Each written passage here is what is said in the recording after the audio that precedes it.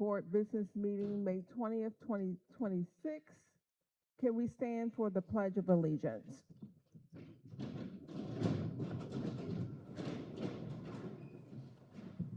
I pledge allegiance to the flag of the United States of America and to the republic for which it stands, one nation, under God, indivisible, with liberty and justice for all. Thank you. Have a seat.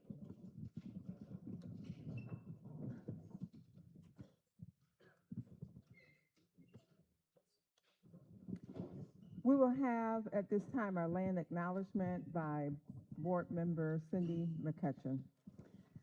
The Buffalo City School District respectfully acknowledges the Haudenosaunee Confederacy, on whose ancestral territory our schools were built. We honor and pay tribute to the indigenous ancestors of the land we use.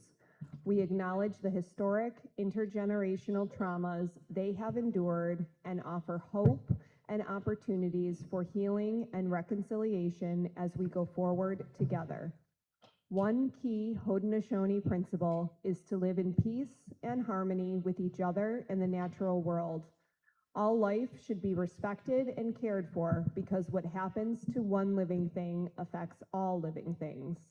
We are grateful for the abundant natural resources in this land of the Haudenosaunee people and for all who work to protect these resources. We acknowledge the Haudenosaunee people as the past, present, and future caretakers of this land and water, and we are grateful for the opportunity to live, work, and educate our children on this ancestral land. Thank you, Board Member. Next, we have the Board Guardrails statement by Board Member Eric Bowen. Guardrails for the Buffalo Board of Education. As the Buffalo Board of Education has committed to becoming a board focused on improving student outcomes, we recognize that our adult behaviors must change to uphold this commitment.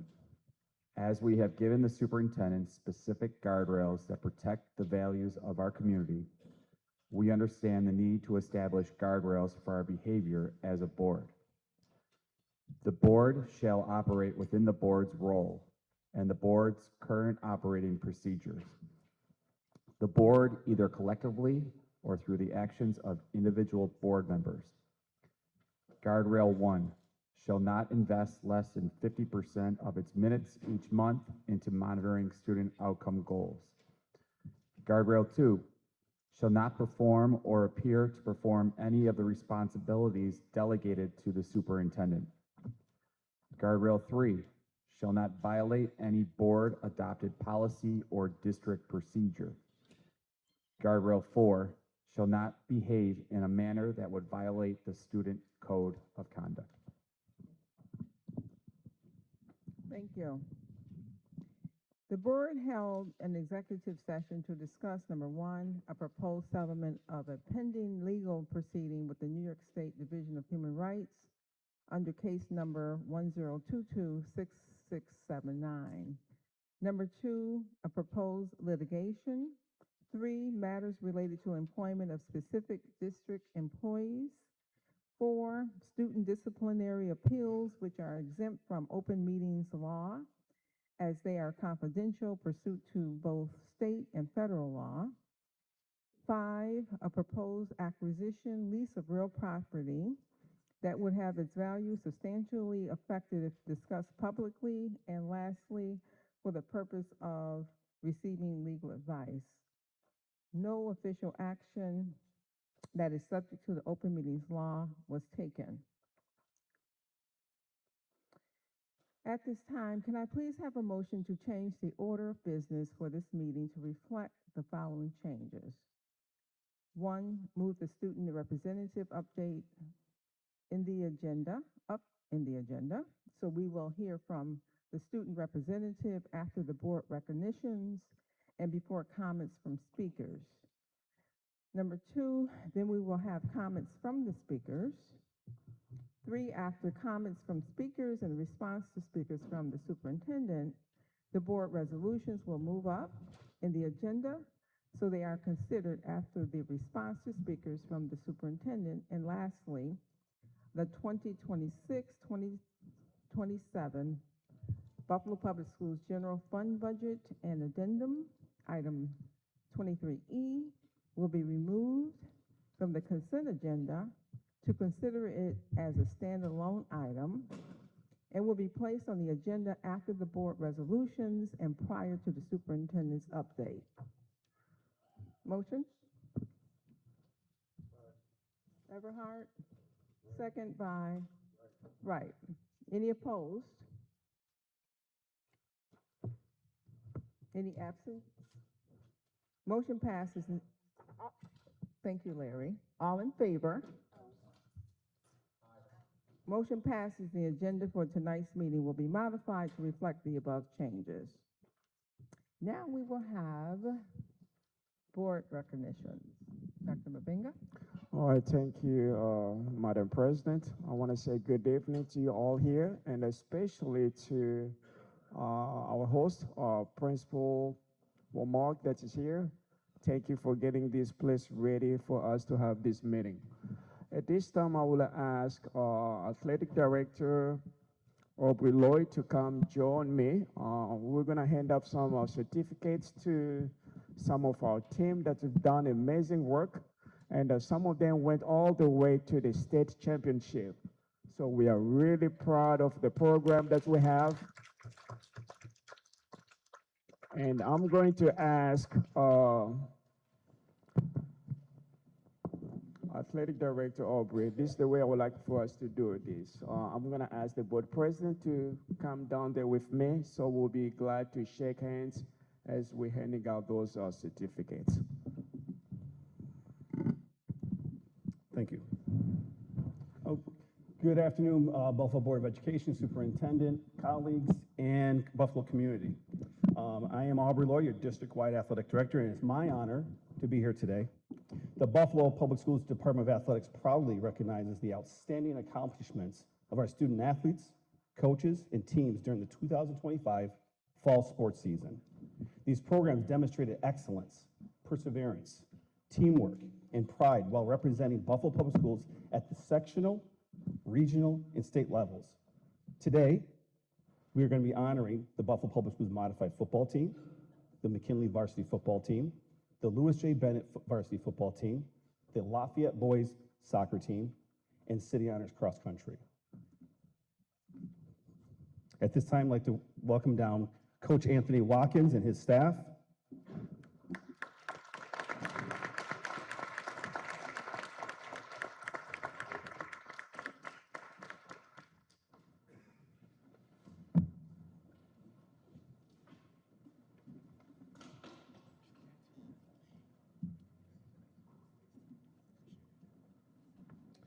The inaugural Buffalo Public Schools Modified football program completed an outstanding first season with a record of 6-0-1.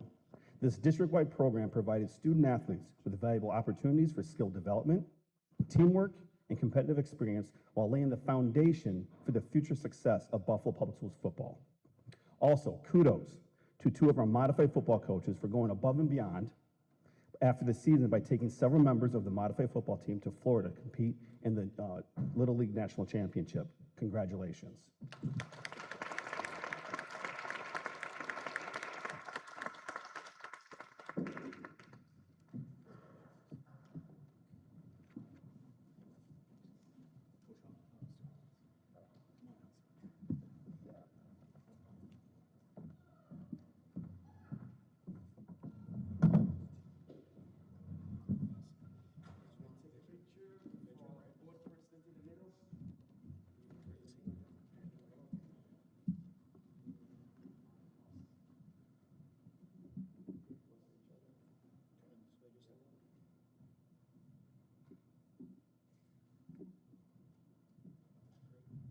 Thank you.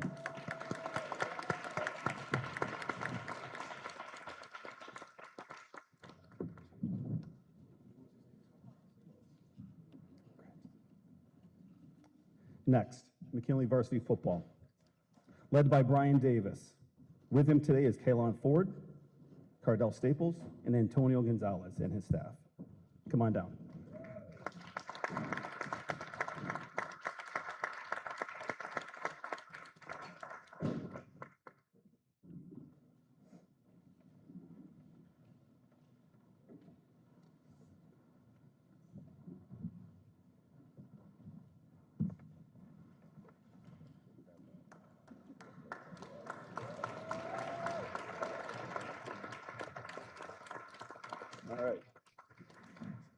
The McKinley Max made school history by capturing the program's first ever Class A sectional championship with an impressive 38-14 victory over Health Sciences Charter School. Go ahead.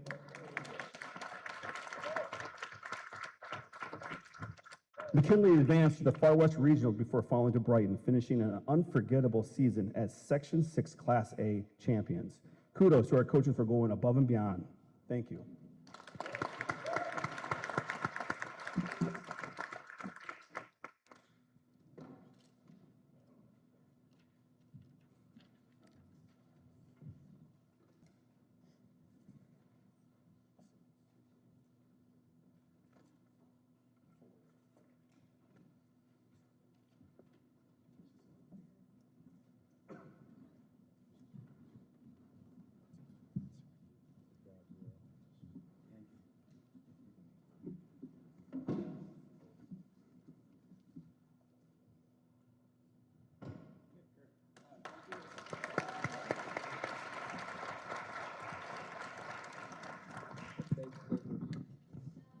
Next, the Lewis J. Bennett varsity football team, led by Coach Stevenson McDuffie. Coach Stevenson McDuffie sends his regrets. He's actually meeting with UB and recruiting more student athletes to their college. Today, we are joined by Assistant Coach Dewan Todd and his staff. Come on down.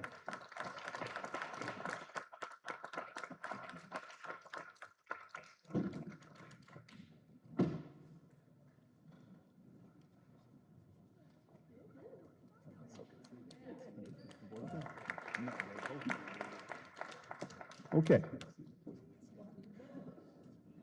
The Lewis J. Bennett Tigers continued their tradition of excellence with a dominant postseason run.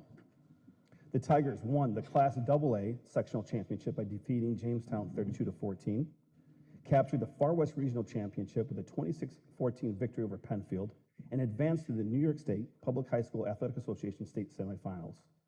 Bennett's remarkable season showcased toughness, discipline, and championship-level football throughout the New York State competition. Congratulations.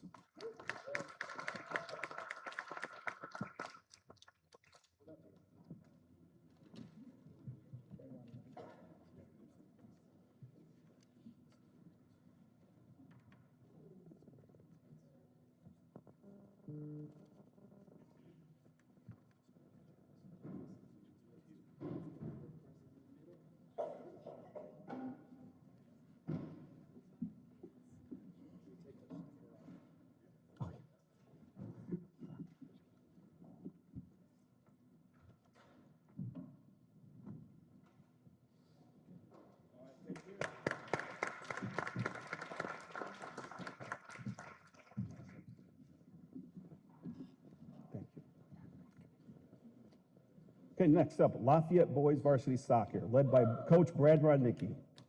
With him today are student athletes Rama and David. Come on down.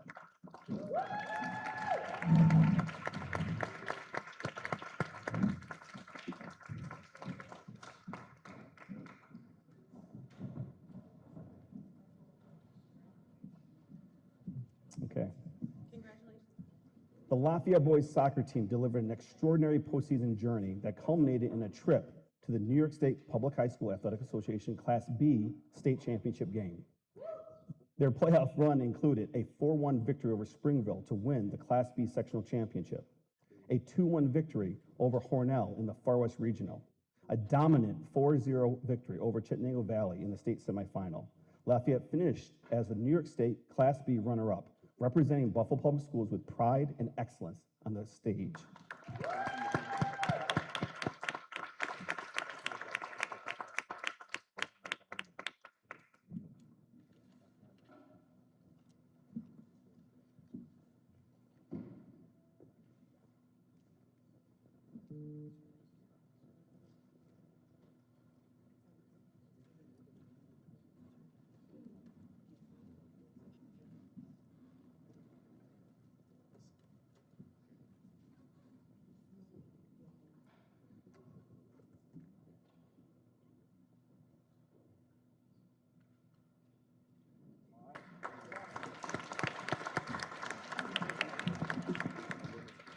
Okay, last and certainly not least, cross country at City Honors.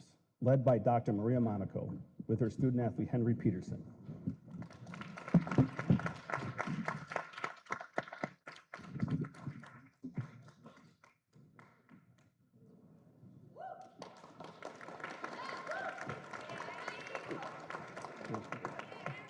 Okay. All right. Henry Peterson won the Class B sectional championship, finished 4th overall at the New York State Public High School Athletics Association Class B state championship race. In addition to that, during league play, Henry broke the Buffalo Public Schools Delaware Park 2.5-mile course record on October 24th with a time of 12 minutes and 31 seconds, surpassing the previous record of 12 minutes and 36 seconds that stood since the late 1990s. His accomplishments reflect elite athletic performance, determination, and dedication throughout the season. Congratulations.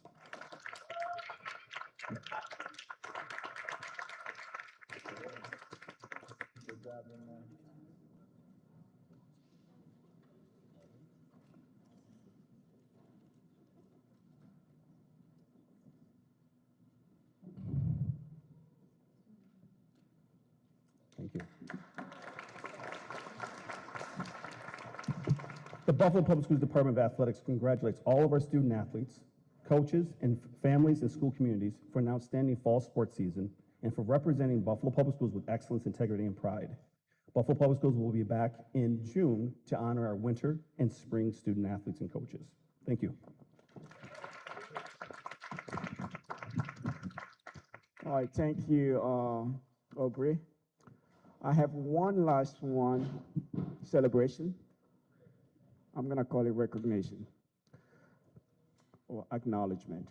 We had an incident that happened to one of our schools almost about a year ago, maybe a little bit over a year, at School 59.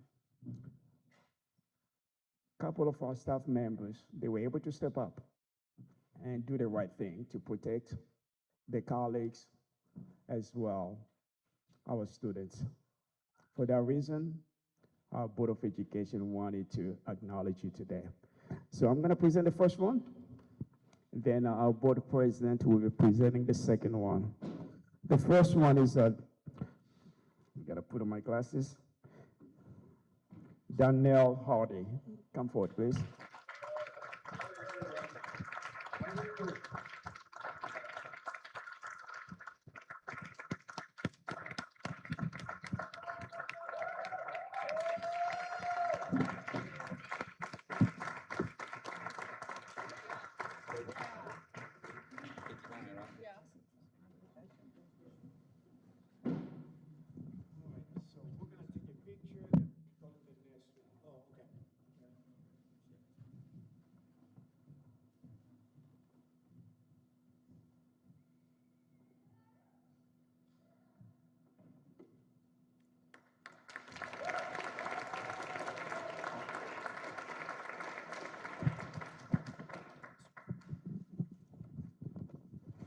Our next recognition, in addition to Darnell, is Jennifer Mohorter. This certificate is proudly presented. Is she here, Jennifer? There she is. Come on, Jennifer.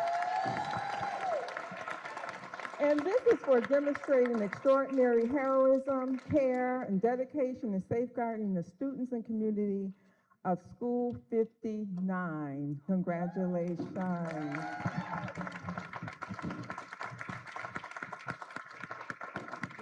Stellar picture. All right, let's get first join us as well.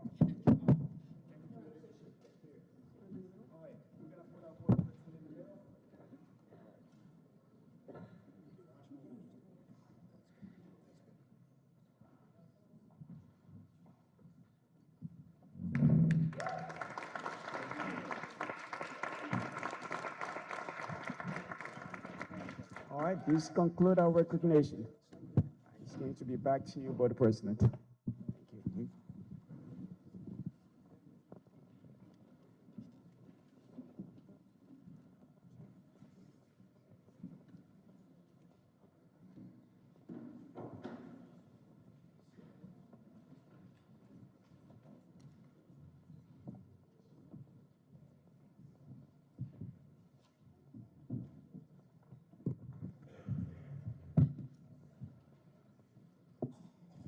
as you can see, we love acknowledgments, and we like to give certificates to people who deserve them. Let's give them another round of applause.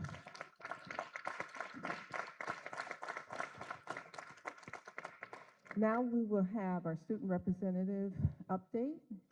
Iman?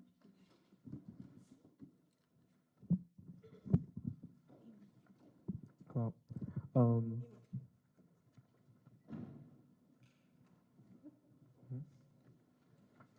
I wanted to say the student update is going to be in the presentation that will be held shortly. And before that, I wanted to thank everybody for their support throughout this whole year. And since this term is coming to an end, I really appreciate everybody. I want to say that. And yeah, I'm really grateful for this opportunity. And thank you.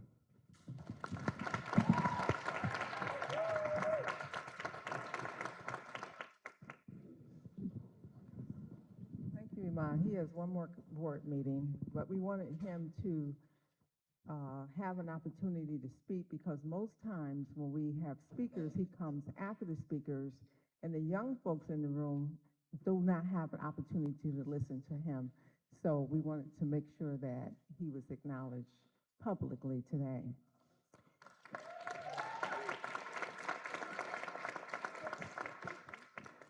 So at this time, the board welcomes speakers who have signed up to speak at tonight's meeting. Please be reminded that all speakers' remarks must be limited to 3 minutes or less. We ask that speakers be mindful that this is a business meeting, open to the public and televised locally. Attendees and viewers include persons from throughout Western New York, including children. The board asks that speakers conduct themselves professionally and that their comments remain civil and courteous, bearing in mind that they will be heard by people of all ages. If you have printed information to share with us, please do not approach the board table. Provide your information to the district clerk, who will make sure we receive it. This is an opportunity for Buffalo's residents to address the Board of Education about issues that serve the public interest and district mission. And the board asks that speakers demonstrate appropriate decorum.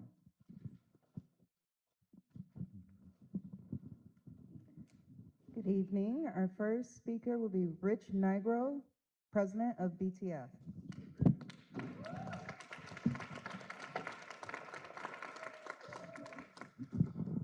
Good evening, esteemed board members, superintendent, guests, visitors, speakers, and attendants. Before I begin, I'd be remiss if I didn't give a shout out to McKinley Max as a Mac High graduate, but congratulations obviously to all of our sports teams. I'm here to speak about two concerns regarding funding sources and proposed contracts. In today's climate, with attacks on DEI and other entities that fall underneath that umbrella, it is important that we have and that we protect and we ensure the integrity of those programs. It is essential, and again, we're getting attacks from every angle, from the very top levels. That said, my concern with one of the items on the agenda today concerns the funding of a supervisory position for the CLRI department. Now, this department, I know that the district is doing cuts throughout the district, from the top all the way to the bottom. I get that, and I think that is part of the job of you, board members, your fiduciary responsibility to make sure the solvency of the district is intact. That is a realistic notion of your job. However, the supervisory position for CLRI is slated to come from the contract settlement contingency line. Now, the Buffalo Board of Ed, within the Buffalo Board of Ed, there are 11 bargaining units, I believe 11. 3 that I know of are currently in negotiations, active negotiations with the district. The fact that money is being funneled from the contract settlement contingency into a position, a supervisory position, is particularly troublesome. We've had 6, I think we're going on our 7th, negotiations meeting with the district, all in good faith. Meetings have been going well. We understand the challenges that the district faces. We understand the challenges the city faces. We're all aware of that. It is troubling, however, that that money's coming from that line. Yes, the program is important, but to funnel it from that, the optics of that almost say something opposite to the notion of good faith negotiations, at least on the part of the district. CLRI is an important program, and whatever you can do to retain that is important, but not at the expense of working in good faith with those employees and those unions who represent those employees for this district.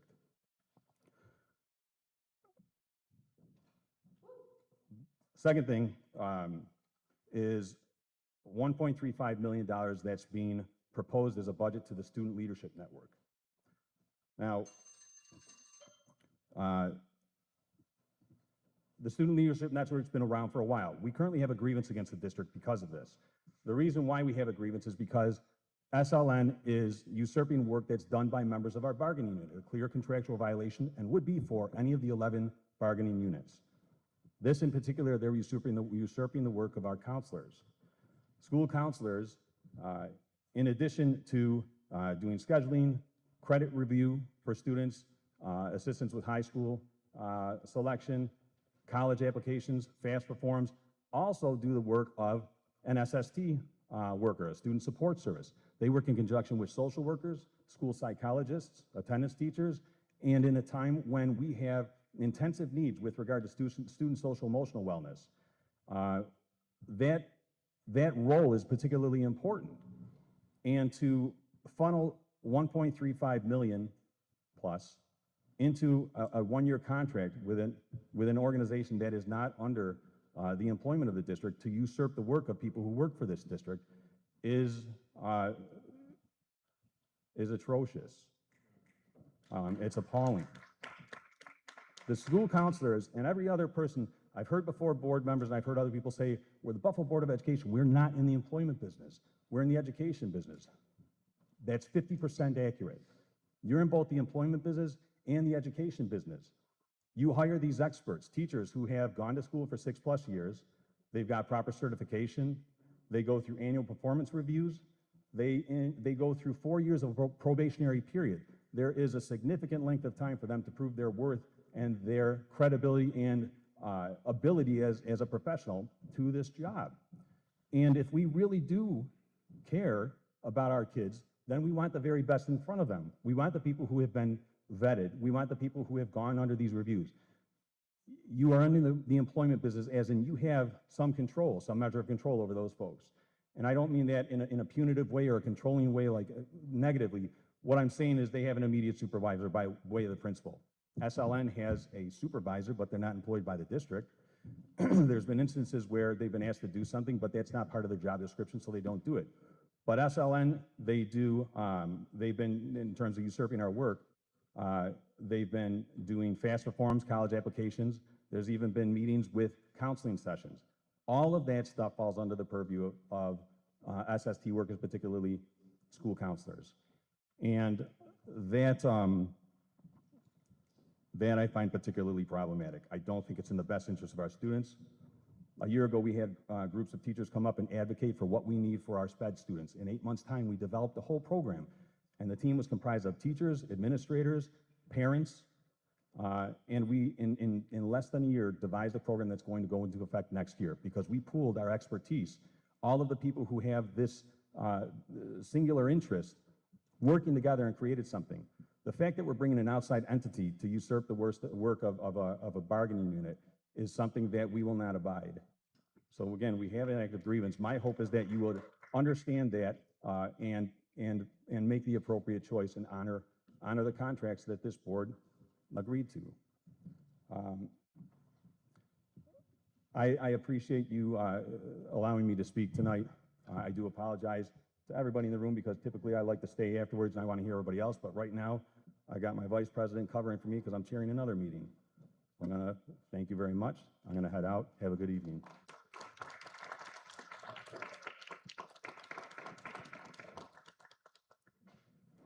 Next speaker is Deborah Bertelsmann, teacher.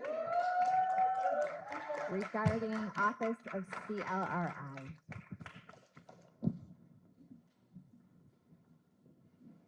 Good evening, everyone. I'm Dr. Deborah Bertelsmann. I hold a PhD in curriculum instruction and the science of learning with a research focus on anti-racist inquiry as teaching practice from UB. I am the parent of 2 children in BPS.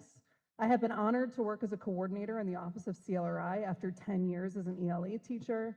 I am here to advocate for the restoration of the Office of CLRI. At the board meeting, Board Member Rodriguez asked if any staff in CLRI were bilingual. We used to have a multilingual coordinator. Her position was cut. We used to have a coordinator who was a proud graduate of Hutch Tech. Her position was cut. We used to have a specialized, dedicated Spanish-speaking chief. Her position was cut. CLRI has also lost 1 supervisor and a director since 2023. Another board member suggested that 2 scholars be added to an equity team as she saw modeled at a school. That used to be an in-house CLRI-run initiative called Scholars for Social Justice. That was present in every high school building. That program was cut due to staffing shortages. In the proposed budget, CLRI is reduced by 50%, a higher percentage than any other department. In a recent budget addendum, CLRI gained a supervisor. Still, CLRI has faced disproportionate cuts since 2023 and in this budget. I was informed that my position, which is less costly salary than an administrator, will be eliminated in the fall. These changes have been referred to as right sizing. These disproportionate cuts come with disproportionate suspensions, graduation rates, enrollment in criterion schools, and state assessment scores for Brown and Black scholars. How can we consider right-sizing the department designed to work to improve these issues that was once staffed by educated, credentialed, experienced teachers? This is a diminishment not only of issues related to all minoritized identities in this district, but a top-down misunderstanding of the research and purpose behind culturally sustaining and emancipatory education. During previous board meetings, the focus on the department was seen as representation. That is multicultural education. Representation is not the most important piece of culturally responsive work. We need to recognize inequitable systems that influence not only the content we teach, but how we teach it, and expand our definition of literacy practices beyond assessments that Ibram X. Kendi called a racist weapon to degrade Black and Brown minds. Diminishing the impact of CLRI is in direct opposition to the incoming educational framework from New York State. New York Inspires Portrait of a Graduate. CLRI has designed curricula, some of which I have designed single-handedly, that are centered in student choice and project-based learning. Scholars in our programs have presented their projects at district, regional, state, and national conferences. Our values and budget need to shift towards the department who has already positioned itself as a credentialed experts in the work required by Portrait of a Graduate, not turn away from it. The board cannot responsibly accept the budget proposed today if they want to align with New York State initiatives and the value of success of all scholars based on culturally sustaining and anti-racist work. Thank you.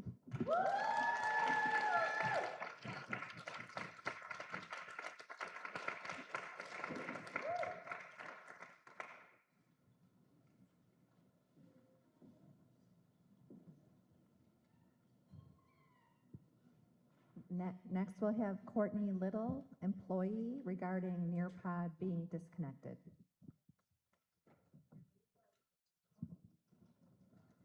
Good evening. Thank you to the superintendent and board for allowing me the opportunity to speak on a matter that has had an impact on my teaching and student learning in a positive way, which is Nearpod. I am a 3rd grade teacher at Herman Badillo Bilingual Academy, 10th year at this school, a total of 13 years of teaching experience. I am aware that you are discontinuing this program due to funding for the next school year, but I feel the need to speak on how it has helped my teaching and student learning. First, classroom impact. Nearpod reinforces student learning in the classroom. When teaching a lesson from the curriculum, Nearpod provides students with the opportunity to strengthen their learning on a lesson or concept taught and exhibits high levels of engagement for all students. The creation of Nearpod allows teachers to provide and share relevant information to promote active student learning. In addition, It allows students and teachers to enjoy teaching and learning together. Teachers are given the opportunity to check student progress in real time. It gives students the opportunity to engage in the use of technology in a productive way. It gives students the opportunity to practice or strengthen their typing skills, which is a skill needed due to the fact that students have started in 3rd grade the state test online, where it requires them to type in their answer to a question. Second point, data-driven. Research shows that interactive multimodal instruction can increase student engagement. In my classroom, Nearpod routinely results in participation from nearly all students, including those who otherwise remain silent due to language barriers and lack in social skills and/or have anxiety in public speaking. The assessment data Nearpod provides is especially valuable. Teachers receive real-time formative assessment results during instruction, allowing me to immediately reteach, clarify, or extend learning. In addition, it gives students immediate feedback to the formative assessment. Lastly, teacher labor. Teachers put in hours of work to create Nearpod lessons. Over the years, teachers, including myself, have spent a lot of time perfecting and creating engaging lessons for all students. I specifically reuse all the lessons I have created every school year. The lessons I create not only support or strengthen student learning, but it makes learning fun. The time to climb portion of the Nearpod lesson is exciting for students. They love the competition. It teaches students sportsmanship, and it motivates students to try again and want to do better. The hours that teachers spend on creating these lessons reflect our expertise, experience, and deep knowledge of our students. When instructional programs such as Nearpod are discontinued, the labor is lost. Years of thoughtful planning, refinement, and collaboration are suddenly wasted, which shows that our work is disposable. In the future, I urge the district, when considering instructional tools and platforms, to prioritize long-term sustainability and continuity. Decisions about adopting or eliminating programs should include teacher input or clear planning to preserve and honor instructional work already completed. Thank you to the board and superintendent for your time and consideration regarding this matter.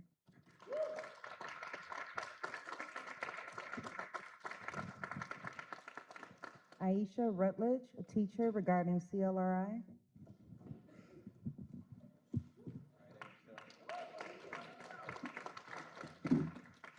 Hello, good evening, members of the board and superintendent. My name is Aisha Rutledge. I am a Buffalo Public School alumni, a current teacher, New York State certified building and district administrator, and City of Buffalo homeowner.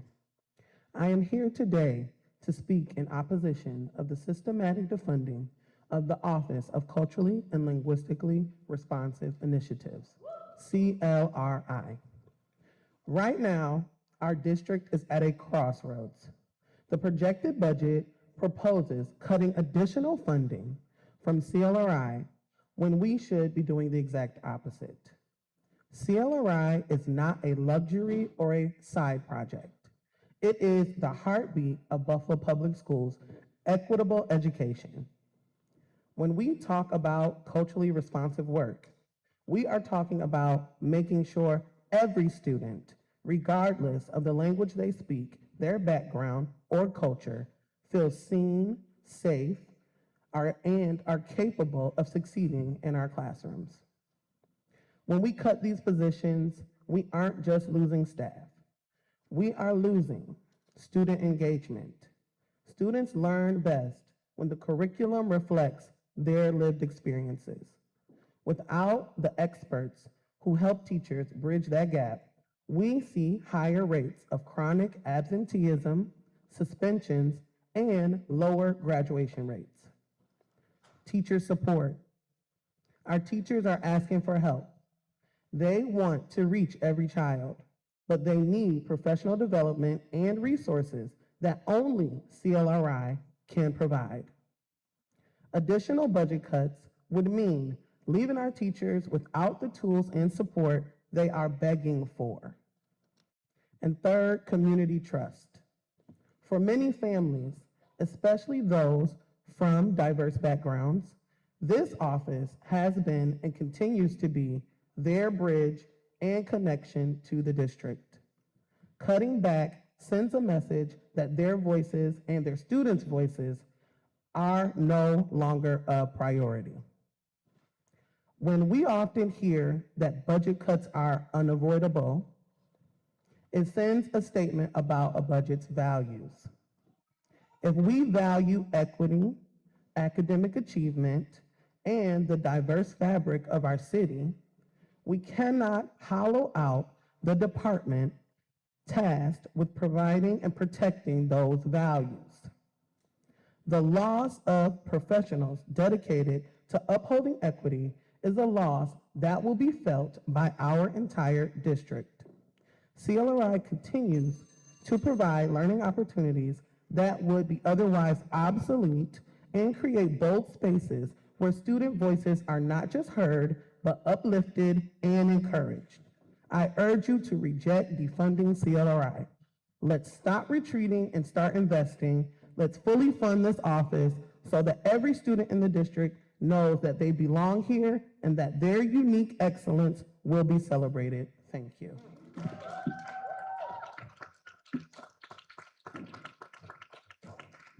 Our next speaker is Kelly Cooper, a teacher, regarding ICE effects on our students.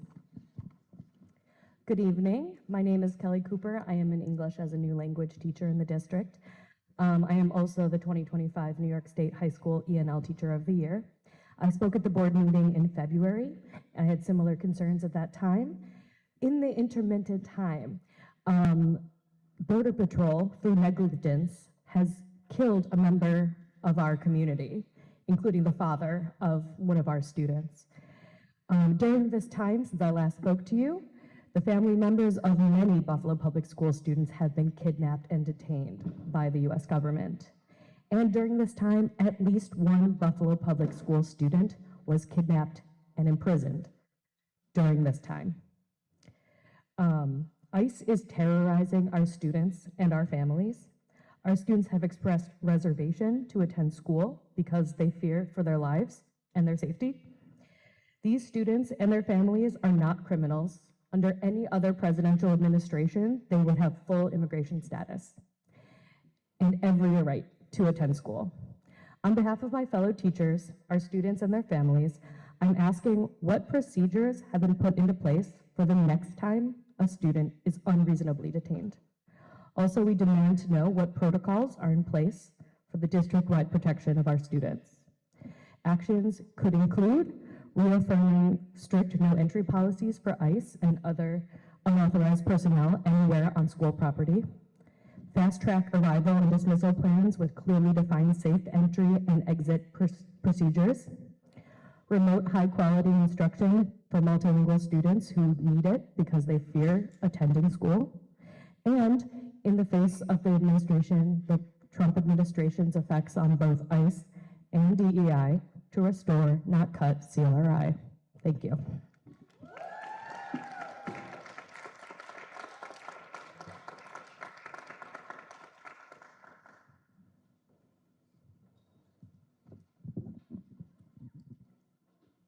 Selena Irene, parent, regarding three Native American resource programs are being eliminated.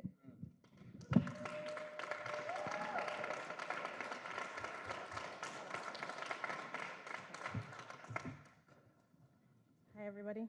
Selena's still on her way home from work, or she's on her way here from work, so we're just going to swap spots because I'm signed up as well. So, Nyawiskano, my name's Nicole Eden Sundown. I'm a Native American Cultural Resource Specialist for Buffalo Public Schools.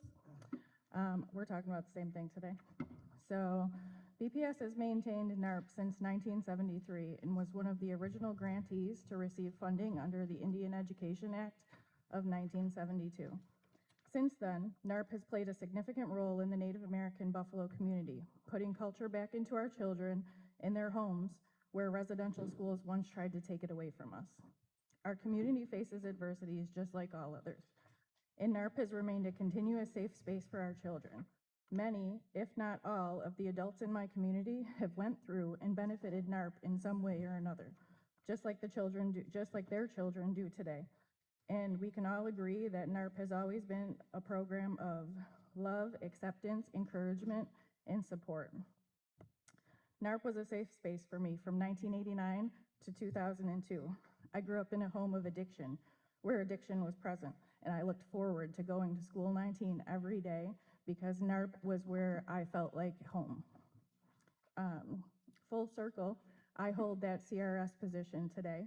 I try my best to provide that same feeling of love and support that was given to me in the same program from kindergarten to 12th grade. Our students look forward to seeing us. They feel comfortable talking to us while learning important cultural teachings that might not be available to them anywhere else.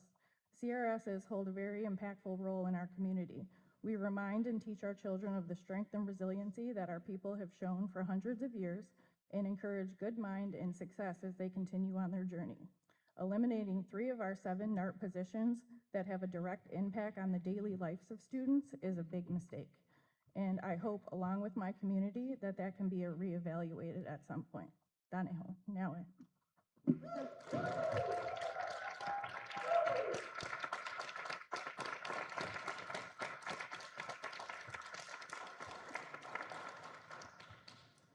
Our next speaker is Jamie Paulini, social worker, regarding social work positions.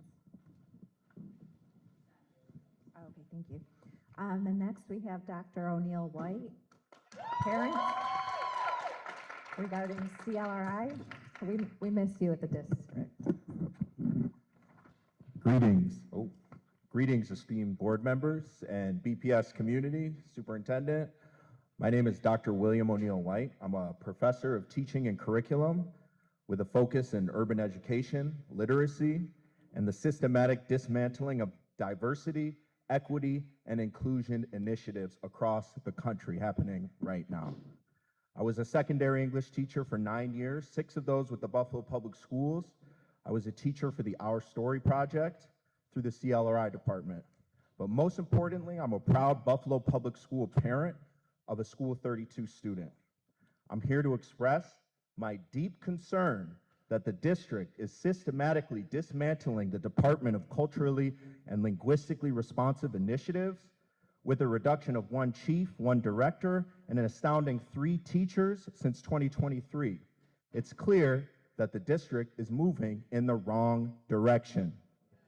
Through my experience as well as extensive research, this department provides critical anti-racist, culturally relevant, and much-needed policy for this district. Most importantly, it holds the district accountable to the promise of being a district for all students, not just a select few. And in a district where 84% of the teachers are white, many of them who do not live here, send their children to school here, or invest in the city in any way, and 83% of the students are non-white, we need to be investing in CLRI, not divesting. During my tenure as an English teacher, I was the only black male English teacher in the district. The English curriculum is predominantly white authors like Socrates, Jane Austen, Ray Bradbury, William Shakespeare. When our students do get to read stories about us, it's about trauma and pain, often written by white authors like Rebecca Skloot or Karen Russell, a white author who profits off the stories of Native American residential homes, read by all BPS students. And that's just English. CLRI has been instrumental in delivering meaningful professional development, bringing award-winning authors and researchers like Goldie Muhammad, Ibram X. Kendi, Nicole Hannah-Jones, 2 Pulitzer Prize winners. CLRI has provided opportunities for our students to travel the world, build literacy skills, reduce suspensions. Why are we taking our foot off the gas? Instead of spending thousands, if not millions, over the next few years on ed tech companies like iReady, IXL, and Lexia, who are all owned by private equity companies and certainly not based in any real educational peer-reviewed research, why don't we instead invest in CLRI? What's happening in BPS right now is clear. More focus on high-stakes testing, paying private equity firms, and ed tech software that makes students hate school, and defunding equity initiatives like NARP and CLRI. CLRI was one of the things that made this district special, one of the many. Don't fall for the budget shuffle shell game and fund CLRI. Thank you.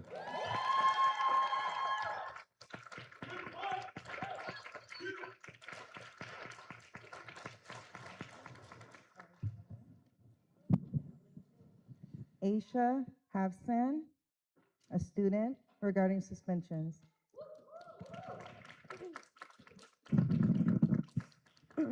Hi, I'm Brianna Ridgway, and I'm going to be representing Asha because she had to leave. Good evening, everyone. Today I'm going to share a short story about suspension. Although I'm so sorry. Although I was never personally suspended during my middle or high school years, I was very close to someone who was.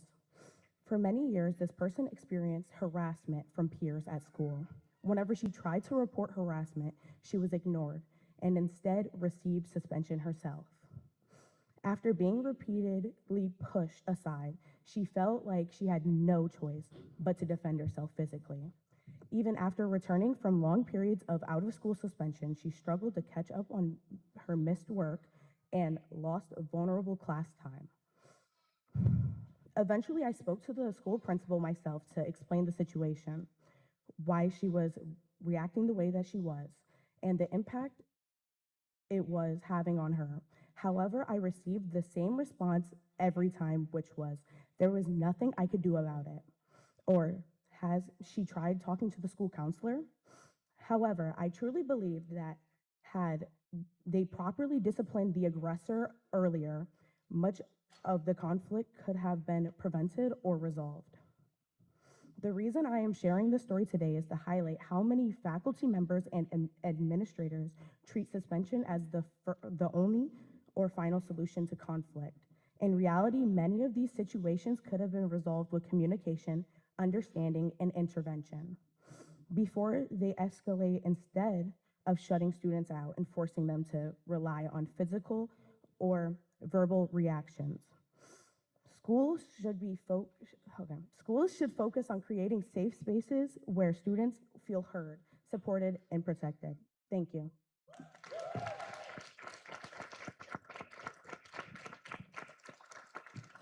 Next speaker is Haley Peffer, a student, regarding dress code.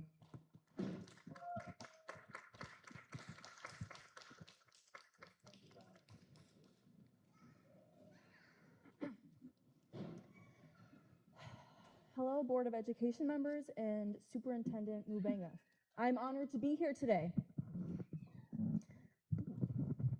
Not just as a born and raised Buffalonian or a soon-to-be graduate of Buffalo Public Schools, and not just as a young activist or a speaker at today's meeting. I am honored to be here today to have the privilege to stand in this room and know that the people behind me care enough about our schools and our city to show up on their own personal time to give voices to the students. I am here today not only as a voice for our community, but for every single young girl and femme-presenting person who goes to Buffalo Public Schools.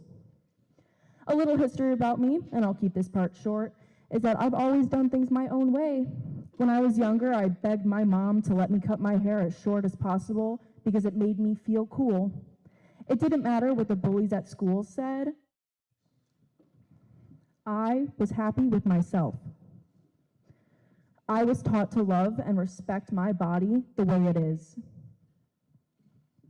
I am here today because my self-expression and self-appreciation does not extend to how I have felt as a BPS student. I've been a BPS student my entire life. And I can say with confidence that I have never felt supported in my body image at school. I've always felt that the dress code applied differently to me.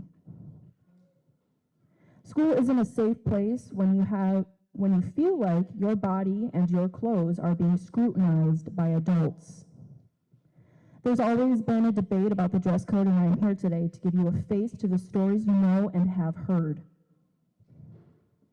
Growing up can be confusing and embarrassing enough, I'm sure we can all agree. I didn't need administrators to tell me I outgrew my bra sizes faster than my peers or remind me how my hips jut out. I'm aware of what my body looks like. The issue, esteemed board members, isn't me, and it's not my body. It is having a dress code that targets certain students over others, and one that enforces harmful, shame-based ideas onto our student body. Everywhere I go. Well, having a dress code that isn't universal creates problems, one of which being this. Everywhere I go, clothing stores, social media, even in my classroom, I am reminded that skinny is the only acceptable body. I wear a tank top to school, and it's an issue. She wears one, it's fine. I wear new shorts to school, it's an issue. She wears the same ones, and it's fine. That's telling me that there is something wrong with my body, my natural self, and that isn't accepted at school. It tells me that my body, as perfect as it is, should be something different. Students shouldn't be targeted for their bodies and the way their clothes fit. Many schools across our state have dress codes that focus on student safety instead of patriarchal norms. I've never seen a boy get dress coded because his shorts were too short or a shirt too tight. Society works hard enough to teach us young women that our bodies are an invitation and our skin is permission. Change starts here. It starts in this room with you. Students deserve to go to school to learn. Our administrators should not be targeting young women and girls for the clothes they wear to school. I ask you to think of this question going forward when you think about reforming the issues of BPS. What kind of message does that send? Regardless of your decision on the dress code today, I'll be graduating come June. Regardless if I've changed your views on BPS policy or not, I will no longer be a student under the dehumanizing codes of conduct that this school district implements. I urge you to make the changes that each of these people are here today are concerned about, because we are the community. We are the voices. We, the students, want to be seen as people with personalities and be able to express our diverse styles. Diversity is what makes Buffalo unique, special, and a city I am proud to call home. It's time for the schools to reflect that. Even if you forget me or my face, know that this issue will not be forgotten. The community will not forget, and the voices will echo. You all have the power to decide whether those voices are praising you for making BPS an inclusive and safe environment or calling for a reform. Thank you.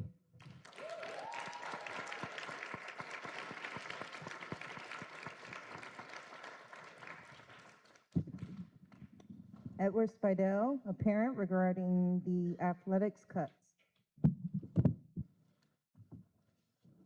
That's a tough one to follow. I'm going to keep I have a long speech, I'm going to keep it short. If I could give my time to the Native American parent group, the leaders here, and he would like to, he didn't get a chance to sign up. Is that all right, Madam President? You want to give them time? I'm asking to give my remaining time to the next person because he didn't get a chance to sign up, and I'm asking and not telling you. So first, I'm changing my speech a little. I want to echo what Rich Nigro said. We took a group of teachers, principals, district staff, and parents, and we put aside all the pettiness, and we developed 4 classrooms that are going to benefit this district like never before. And thank School 27 for taking on the mission for the AU classes. That's important that if we get out of our feelings and do what's right for students, we can benefit.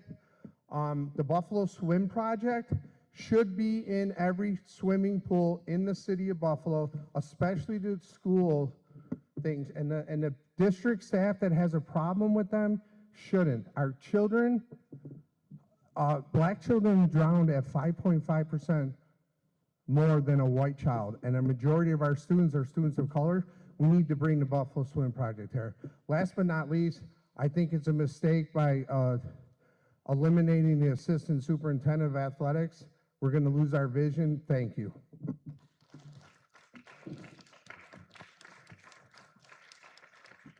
Yeah, Scano, Michael Marion, Executive Director at Native American Community Services. I appreciate Ed asking to yield his time to me. Nice to see you all again, Superintendent and the board.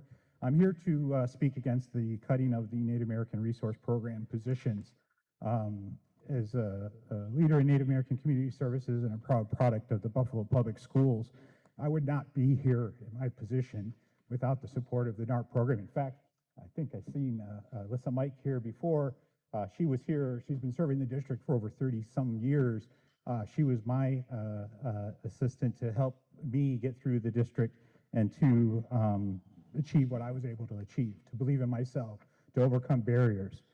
And we need your support and your allyship to help in addressing the issues with the 506 forms, but we can't be left behind.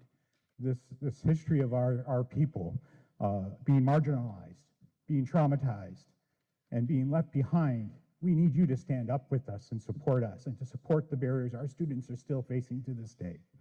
You do a land acknowledgement where you say you honor and pay tribute to indigenous ancestors of the land we use. We acknowledge the historic intergenerational traumas they have endured and offer hope and opportunities for healing and reconciliation as we go forward together. We're asking you to live up to those words, to stand with us, to fight with us, to make sure all of our children are recognized. We didn't put this border here. This isn't our border. We have families on both sides of the U.S. and Canadian border. We're still Native peoples of this land. We are still the ancestral keepers of this land, that we partner with the district to support all students that benefit from the district's buildings and all of the resources we have in the home we now share. We just ask you to stand with the words that you put into your land acknowledgement. So it's not just words, it's not just lip service, it's action and belief in what you're saying in that, and stand with us and fight with us and make sure our students don't get left behind. I know we stand here, any other Native people who want to support, you can stand up and stand with us, because we are here, we've been here, and we're not going away, but we don't want to be left behind. So I ask of you that partnership, that allyship, to stand by the words you put in your own land acknowledgement and honor the traumas that we've endured, but stand with us to have that reconciliation and provide that hope and continuing support for our Native students. Now I go.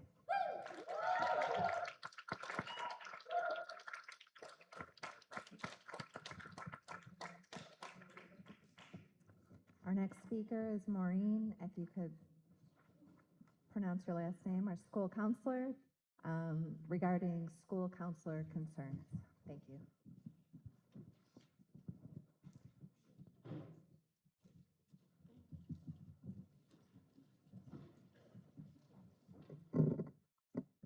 Good evening. I'm here tonight to address the projected school counselor allocations for the 26-27 school year and the serious consequences these reductions will have for students across our district. Based on the district data, the proposed budget reduces the number of school counselors from 102.5 to 96 positions, which is a loss of 6.5 counselors, while increasing the student to counselor ratio from approximately 289 to 308 students per counselor. But the reality in individual schools is far worse than that statistic from those numbers. At School 95, the projected budget is for that counselor to serve 791 students. At School 81, one counselor will serve 751 students. At School 18, which they cut their position from 1 to half-time, will result in a caseload of that counselor to have 974 students. At School 48, a half-time counselor assignment will create a caseload of roughly 914 students for that school counselor.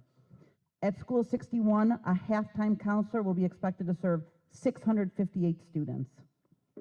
These numbers are unacceptable. The practice of assigning a half-time counselor to buildings outside of specialized programs like OTC or day treatment must end. A half-time counselor serving hundreds of students is not a viable support model. School counselors are responsible for crisis response, mental health support, restorative practices, attendance interventions, academic planning, behavioral support, and mandated district and state responsibilities. Those duties require consistency and presence. When counselors are only available part-time, students lose access to the continuity of care that they need. Caseloads approaching 800 to 1,000 students make individualized support impossible and actively undermine equity. Students facing poverty, trauma, and mental health challenges are the ones who are most impacted when counseling services are reduced. So on behalf of the Buffalo Public School counselors, I'm urging the district and the Board of Education to today take immediate action, restore full-time counselors positions at school 18, 48, and 61 to 1.0. They're all cut to half-time. Establish reasonable caseload limits, especially at schools 81 and 95, where the numbers are far beyond sustainable. Restore positions in school facing excessive student to counselor ratios. Please recognize that school counselors are critical support services. They're not discretionary funds.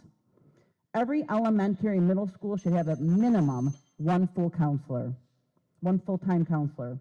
We need to ensure that there's a clear understanding across all buildings of the critical role school counselors play.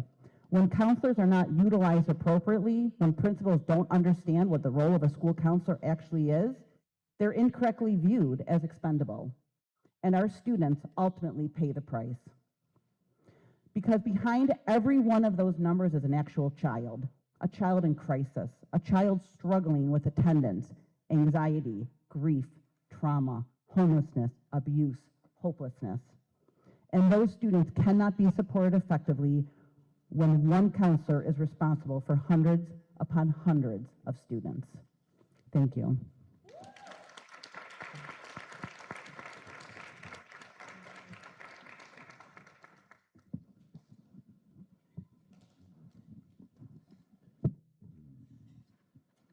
Nicole Buccilli, teacher regarding CLRI.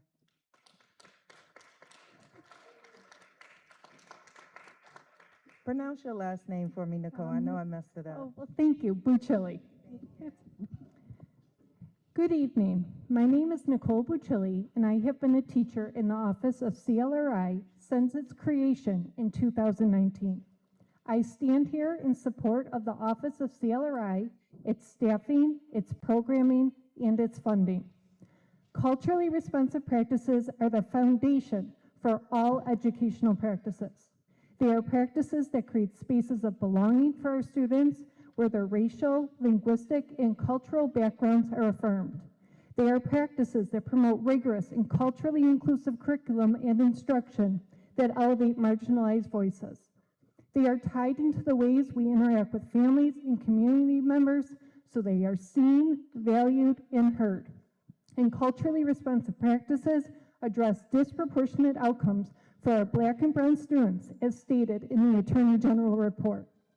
This is in alignment with New York State's culturally responsive sustaining framework, whose 4 overarching principles were inspired by the high leverage strategies that emerged from Buffalo Public Schools, our own district's work around culturally responsive sustaining education.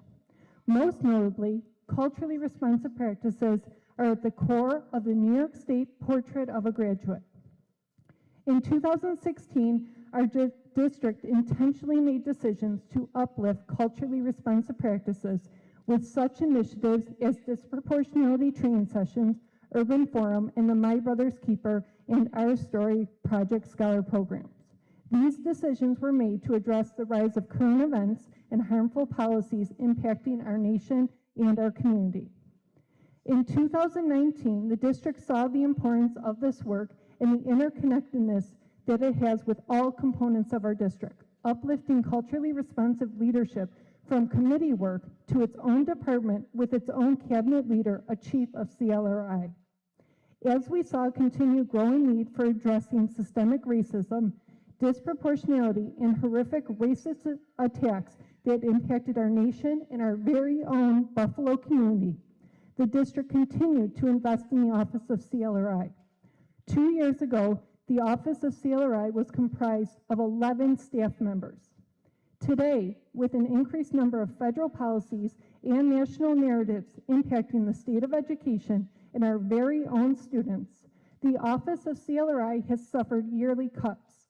New York State has positioned culturally responsive practices at the core of educating students, yet the office of CLRI is seeing a reduction in funding and staffing.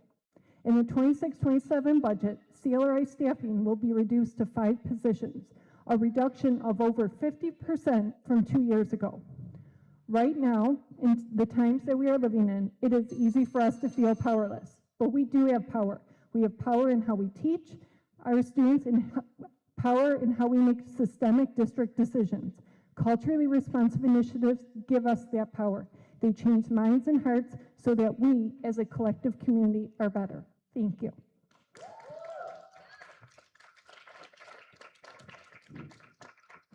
Next speaker is Lachey Green Thomas, parent, regarding City Swim.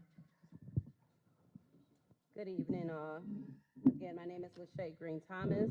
I am here representing as a parent of the Buffalo City Swim Project, and I currently have 2 children enrolled in the Buffalo City Swim Project and have been enrolled for over 5 years now. The Buffalo City Swim Project has been very instrumental in my family's life and in the community's life. It has helped turn fear into triumph. It has helped save the lives of young people.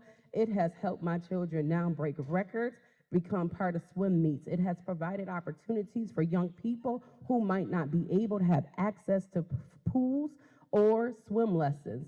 It has also helped them to face things that they did not know that they had against them. It has allowed my children to jump off of diving boards, not only to swim in 3 feet, but now 12 and 13 feet of water due to the Buffalo City Swim Project. I am here asking you all to allow access into our Buffalo public schools for the same children that are served during the day to be served after school hours for this project to continue to help our young people, especially Black and brown communities.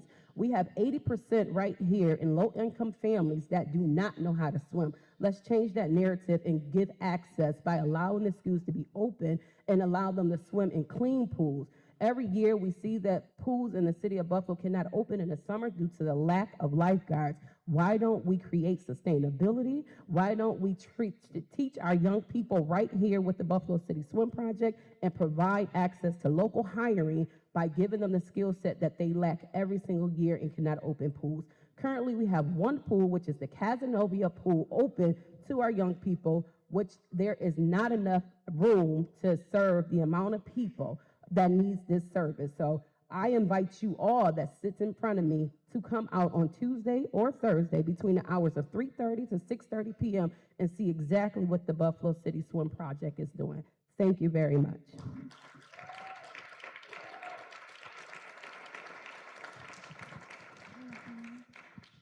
Dr. Tracy Michelle Lewis, retired principal on CLRI.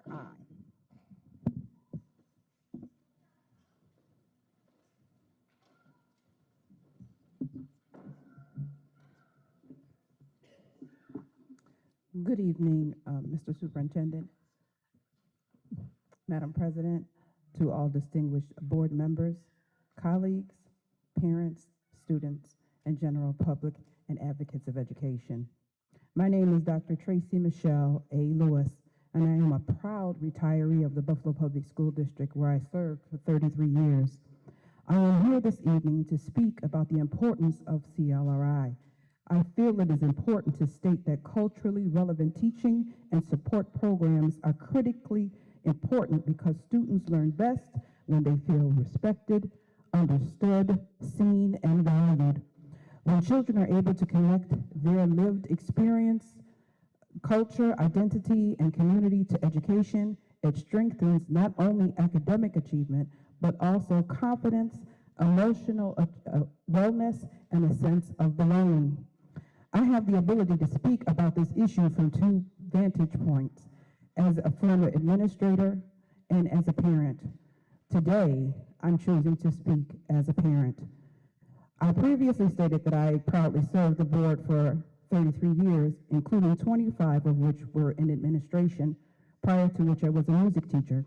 Throughout my career, I have seen firsthand the impact that culturally relevant programs, mentorship, and student-centered support systems have had on children, especially students who are struggling emotionally, socially, and academically. But this issue became deeply personal for me as a mother in the summer of 2024. My belief that the Buffalo Public Schools can provide a quality education because we have the best teachers, the best administrators, and support staff anywhere in the world is why I felt so strongly that my own son did his entire educational career in this district.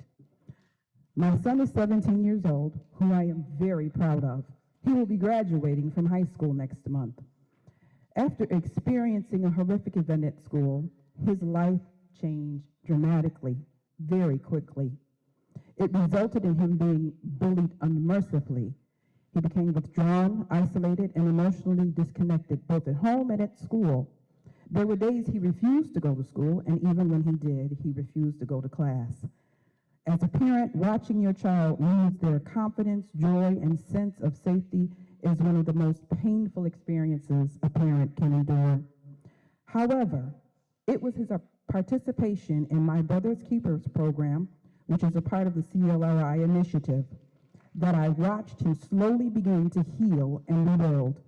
The program gave him mentorship, encouragement, accountability, brotherhood, and positive representation. It surrounded him with individuals who understood his experiences and reminded him that he mattered and that he had value and that he still had a future filled with possibilities. I truly believe this program helped restore not only his confidence, but also his sense of belonging and hope.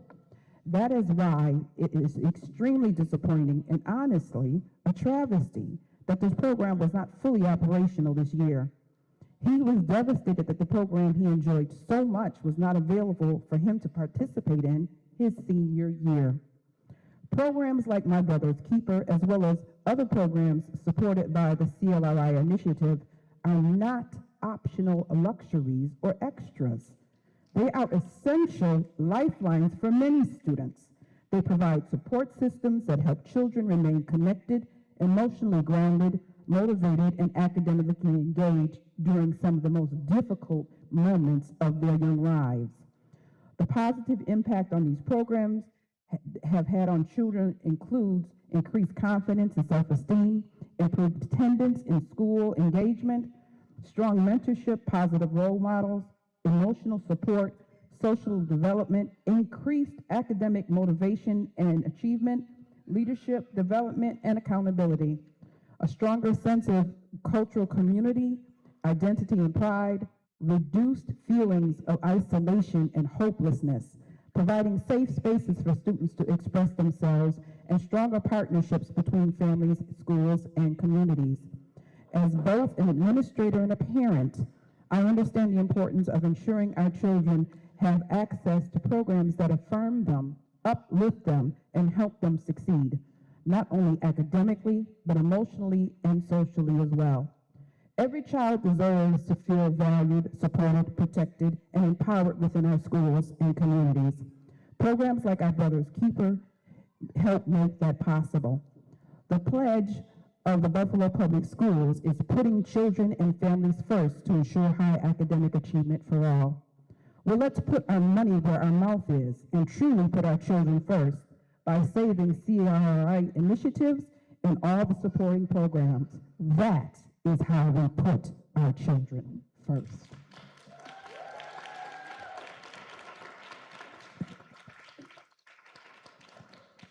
This is Nicole's slot, so if Selena Irene is here.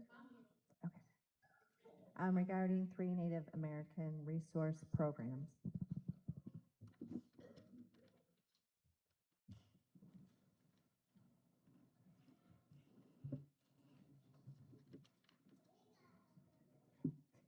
Nyawai Scano, Selena Nikiaso. My name is Selena Irene, and I am the treasurer of the Native American Parent Student Committee. I just want to read a few highlights I have. The Buffalo Public Schools have maintained a Native American resource program since 1973. We were among the original recipients of the funding under the Indian Education Act of 1972. The district has worked in close partnership with the Buffalo Native American community in establishing the Native American Magnet School 19 in September of 1977. The program is designed to provide services and activities that meet New York State standards, support national educational goals, and address the unique academic and cultural needs of Native American students. Buffalo Public Schools is planning to eliminate 3 of our 7 Native American resource programs. Our Native American Resource Program is already lacking a director and a supervisor position, and now they want to cut our coordinator, our Native American coordinator position. There was funding budgeted to hire a supervisor previously, but BPS swept that funding and never formally let the parents or the community know that they took the money for our supervisor. Actually, Buffalo Public Schools never even formally told the Buffalo Native community that they were removing all the Six Nations Canadian enrolled Native American student 506 forms from the 506 count. When the BPS district has been counting those students for the last 40 years and accepting the Title VI money for those Canadian enrolled students. The NARP is currently operating with 1 Native American coordinator, 1 teacher aide, and 5 cultural resource specialists. BPS is planning to eliminate the coordinator, 1 teacher assistant, and 1 cultural resource specialist. The district promised, and specifically Ann Bonicelli promised the BPS Native American Parent-Student Committee that when they stopped counting and removed over 200 Six Nation enrolled students, that BPS would fill any gaps in funding for removing the Six Nation students from the 506 Title VI count. The BPS, NARP, and Native American Parent-Student Committee have been continuing to try to meet the Title VI objectives and serve all 400+ Native American students in the BPS district. The district promised to provide the funding to support our NARP positions because before the district removed over 200 Six Nation enrolled students from the 506 counts, we had enough funding to pay for all our NARP positions from our Title VI funding. I have a question. So do you do a rebuttal, or is this it? Like we just talk and that's it? Or does the superintendent like do a rebuttal? Okay, thank you.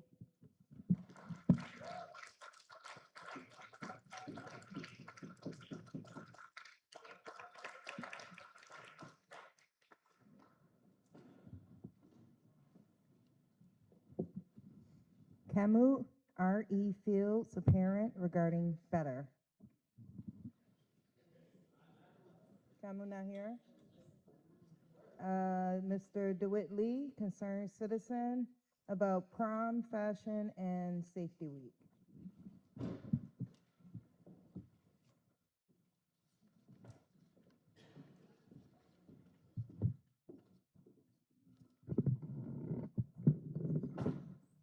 Greetings. It's a great honor to be here to listen to all the voices of the concerned members of our community.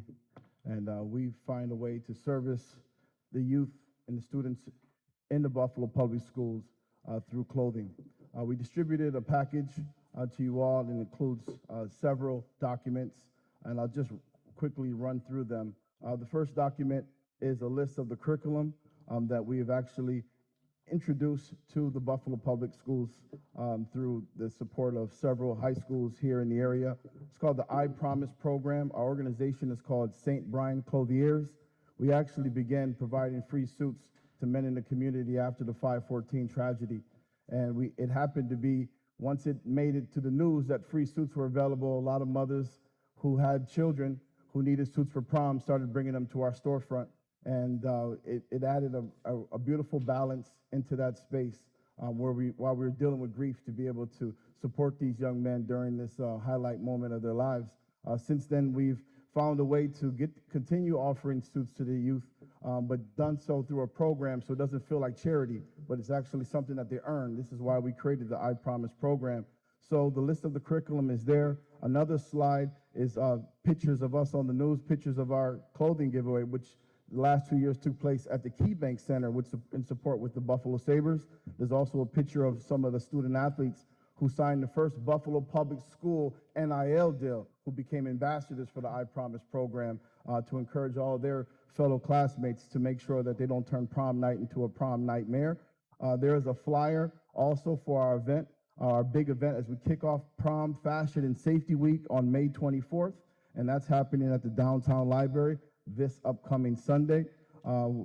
Also in that package is a letter of support from Lafayette High School principal. Many high schools principals reach out to us and send us letters inviting us to dress their youth, but also give them what we call, we run them through REPS, responsible evacuation procedures, to make sure that their prom night is safe. And there's also a letter from the former superintendent who acknowledged that the flyer for our event last year would be shared through the Director of Public Relations.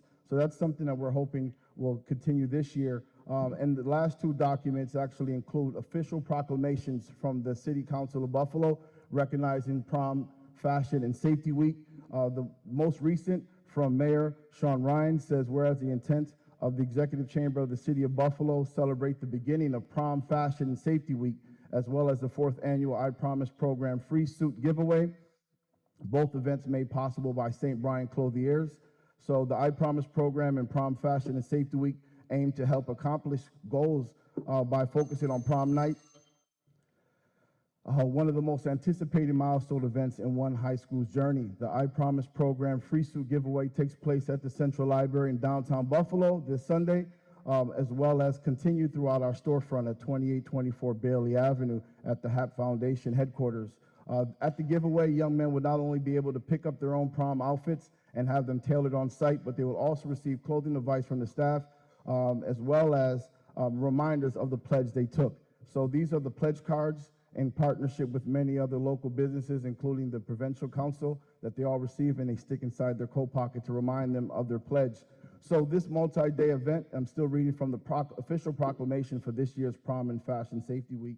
It references that it is the first of its kind in the United States. And so we're inviting the Buffalo Public School Board to be the first board in the city or in the country of the United States to recognize Prom Fashion and Safety Week. And I've attached a few asks as well, and we're hoping that that's something that you can do. I know it's very short order, but if it's something that can be done where you can champion May 24th to May 30th and join the city of Buffalo as recognizing Prom and Fashion and Safety Week. We also would like for you to share the news with the members of your district, the youth that may still need suits, because we will be available all the way into June, and also reach out to us about using some of our social media material to share on your social pages and platforms to encourage all the youth in the Buffalo Public School District have a safe prom night. Thank you. Thank you, Mr. DeWitt. Dennis Wilson, please, concerned citizen regarding the city swim project, access to pools.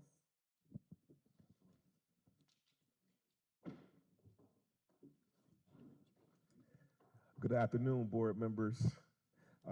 My name is Dennis Wilson Jr. I'm a 27-year teacher in the Buffalo Public Schools. I'm also the owner of the Oak House Lounge in downtown Buffalo, formerly the Oak Room Restaurant that was on Main Street. But today I'm here in my capacity of a board member for the City Swim Project. I'm here to support the City Swim Project and increase access to district pools. We have a lot of pools, and we have a lot of kids that need to learn how to swim, and right now we're not using them.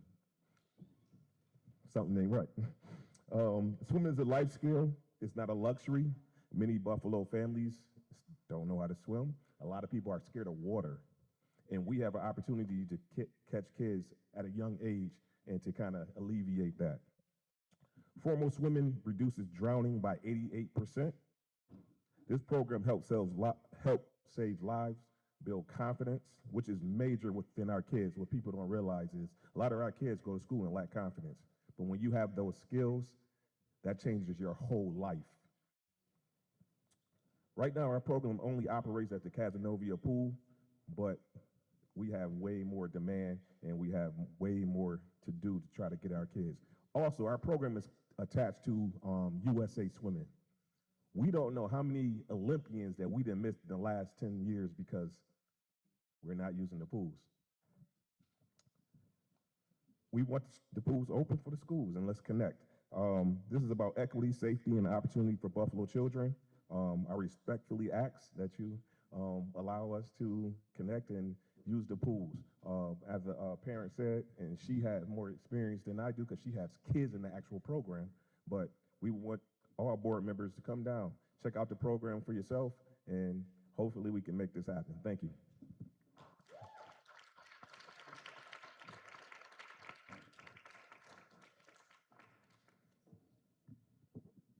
Psalms Trapman, a student.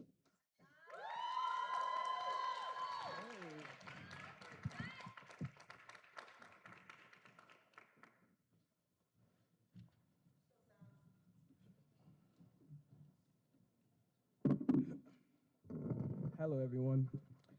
Firstly, my name is Psalms Trotman, Trotman, and I called and signed up originally with the intent of speaking on two different issues in two separate speeches, and I would be delighted if I was given the opportunity by the board to do so.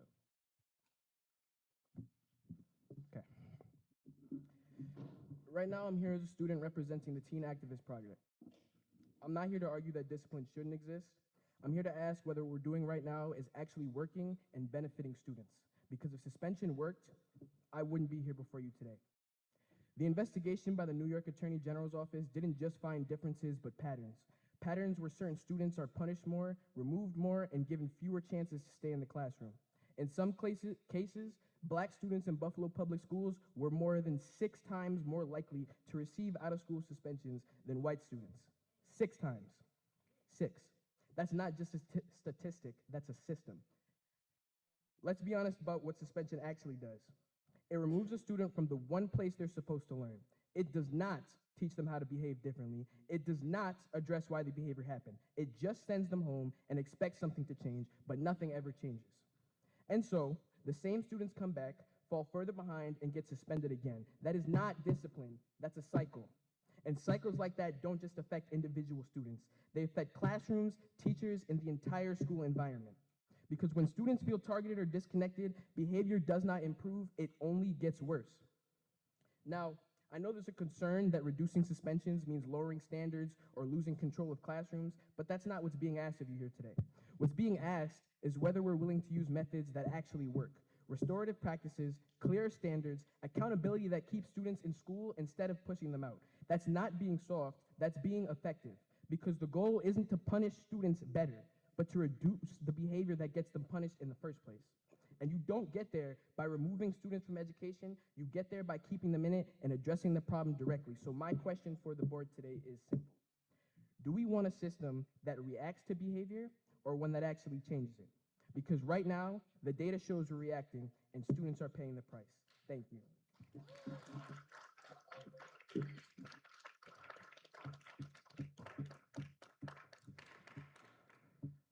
Again, my name is Psalms. I've been a part of the CLRI's Art Story program for my entire 4-year high school career. When I first started out, I was something of a more troubled child. I got into fights, suspensions, typical things a young, unsupervised teenager does with too much free time. But CLRI and its Art Story program gave me a place to put all of my excess energy every Thursday afternoon and Saturday morning. I was fed breakfast and lunch on Saturdays, which to many of you probably sounds normal, but to even more people in this program and in this world was a necessity. I was taught about history, my history, and learned through the program that my story and my voice matter, and that the color of my skin does not define but enrich the person I am and can be. When I think of the Art Story program, I think of more than just a club. To defund CLRI is to erase opportunity from many Black and brown youth and take away a core support system that many of us rely on. CLRI didn't just give me something to do, it gave me direction. It provided me structure when I didn't have it, guidance even when I was too ignorant to follow, and surrounded me with people who didn't give up on me even when I made it impossible not to. And that matters more than people on the outside would like to realize. There are students like me who don't always have consistent support at home, who are trying to figure things out on their own. Programs like Our Story step into that gap and fill the shoes. They give us a place to be seen, to be heard, and to grow into something better than what our circumstances might expect of us. Defunding CLRI doesn't just cut a budget, it cuts a lifeline. It removes a space where young people are learning confidence, discipline, and pride in who they are. It takes away meals, mentorship, and moments that shape futures. I'm standing here today as proof that this program works. I am not the same person I was when I first walked into this program, and I know for a fact that there are others just like me who need that same chance. So, when you think about funding, don't just think numbers, think impact. Think about the students who are still out there, who are yet to find their way but could if this program still exists. Because Our Story didn't just teach me about my history, it helped me change my future. Thank you.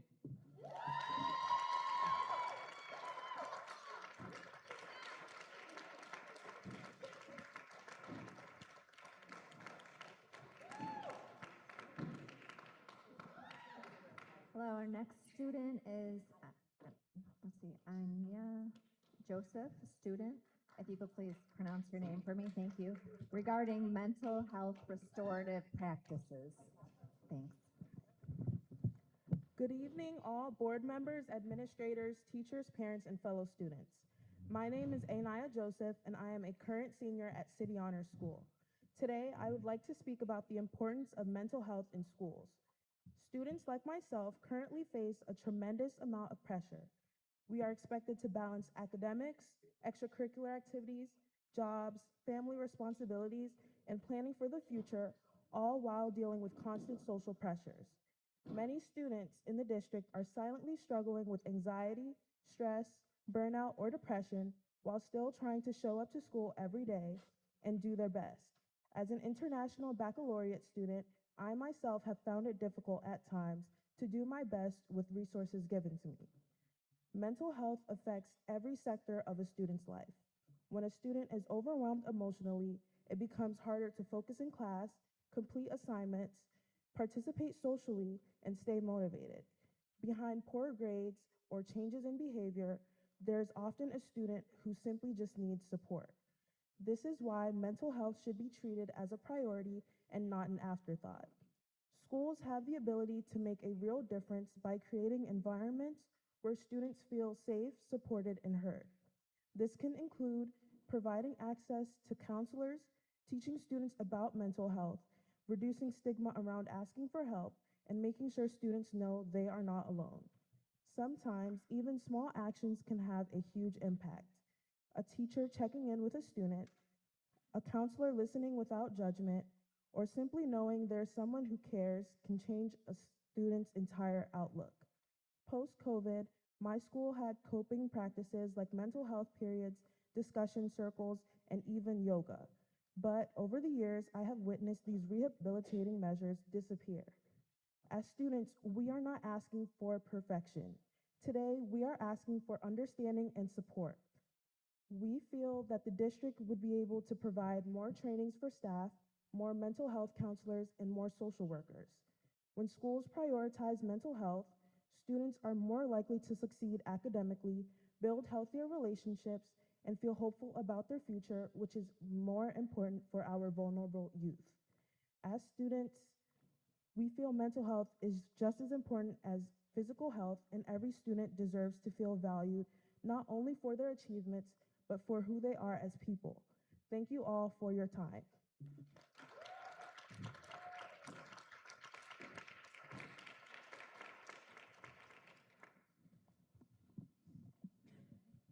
Lima Sadiqui, student, regarding student supports. Can you pronounce your name if I mispronounced it? Good afternoon. My name is Lima Siddiqui, and today I'm going to talk about invasive search practices at schools. As you know, when students enter schools, we are forced into bag searches, and if the alarm goes off, our whole body is searched. Students get searched because of safety pins, water bottles, and other regular items. While these practices seem important, it is not effective since students are seen smoking and still have weapons. Many students in school are seen smoking in the bathroom, and as a result, the bathroom is locked and inaccessible for all. I believe this is unfair because there are many people who need to actually use. I remember when I desperately needed to use the bathroom in the morning, and the second I walked in, I was pushed and told to get out because one girl was caught vaping. This caused me to be late to first period because I was zooming around the school trying to find an open bathroom. It is unfair that I am in trouble for being 1 minute late to class because the bathroom on my floor is locked. It is not right that every student has to pay the consequences of a few students. Students need access to bathrooms. I have also had time taken away from a test in history, and I was told to go to the principal's office. After a random locker search, they found a prescription I needed in my locker. While this is true that students should have medicine in their locker, they approached this situation poorly. They took my test time that I wasn't able to make up, and I did terrible. We shouldn't be treated like criminals for needing to use the bathroom or needing to take medicine. This affects both the teacher's instruction and students' learning. The fact that students are smoking and harming each other, yet admin is more angry at students for being 1 minute late or at their locker for over 5 minutes shows that the school is not choosing its priorities correctly. We need to create a change. Thank you.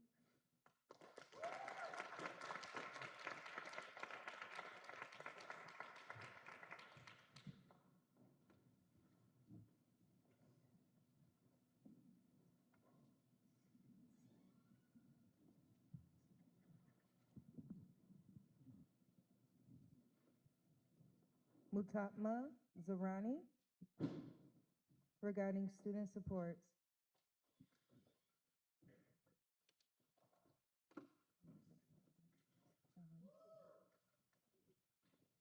I think I pronounced your name wrong too. Is it Zarin? Uh-huh. Thank you. Good morning, Board of Education and Superintendent. My name is Munta. I'm a student in Buffalo Public Schools here to talk about the future of school discipline practices. What are the impacts of suspensions? Do school administrators or community leaders like yourself see it as effective when students are kicked out of their learning environment? As a student, I believe suspensions are a lost cause. Suspending students doesn't address the root of the problems going on. Many may believe that removing students out of the classroom would teach them a lesson to reflect on their behavior, but I don't see it as how missing school and being taken away from our classrooms are meant to help. Um, Missing class time leads to students having even further gaps in learning. When students miss essential materials, they have to work twice as hard as to stay on track with their peers in a school system that pushed them out of it in the first place. This year, Buffalo has the opportunity to change our school climate and use alternatives to suspensions like restorative practices in all schools.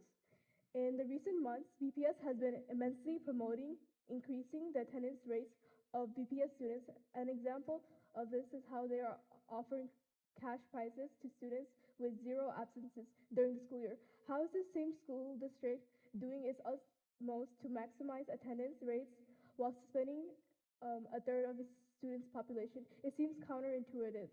With the new involvement of Attorney General, students and staff need clear changes that we can count on. We need restorative practices to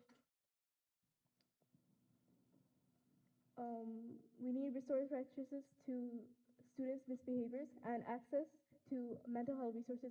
Suspensions only suspend students from learning. I see so many of my friends get suspended for doing things that they deserve to learn from in school, and it would gain a lot having restorative discussions with other students. Everyone should be in a school that cares about them and their success. Thank you.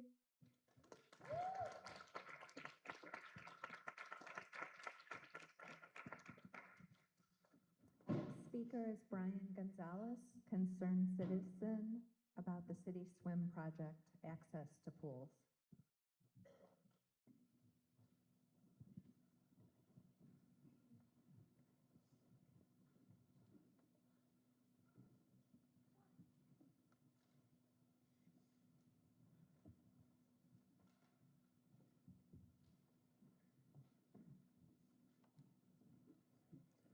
Good evening. Thank you for allowing me the opportunity to speak tonight. My name is Brian Gonzalez, and I'm a parent of 6 children who are students at both of the Frederick Law Olmsted schools. My wife and I set out to find a program that would teach our children a very necessary life-saving skill, swimming. Through another participant, we discovered the City Swim Project, and it has truly changed our lives. This program is doing more than just teaching our children how to swim. It's building confidence, discipline, and a sense of pride. In my family, swimming hasn't always been common, and that can be very dangerous. I myself almost drowned at the age of 12, and again as a young adult. This program is helping us break that cycle by giving my children the skills they need to stay safe around water. For a family like ours, private swim lessons simply aren't affordable, and without this program, my children might not have this opportunity. Programs like the City Swim Project aren't just helpful, they're essential. They save lives, open doors, and create opportunities for families like mine. Lastly, it's provided me with a peace of mind. I don't want my kids or any inner city kids to have the same traumatic experiences that I've had in the water simply because the resources weren't available to me. Speaking of resources, the only pool that the program has available is in South Buffalo. The demand for this program is much greater than just one location, and I believe that you have the ability to provide these resources. I encourage you to stop by on Tuesdays and Thursdays and visit the City Swim Project at Casanova Pool to see the impact for yourselves. Thank you so much for your time.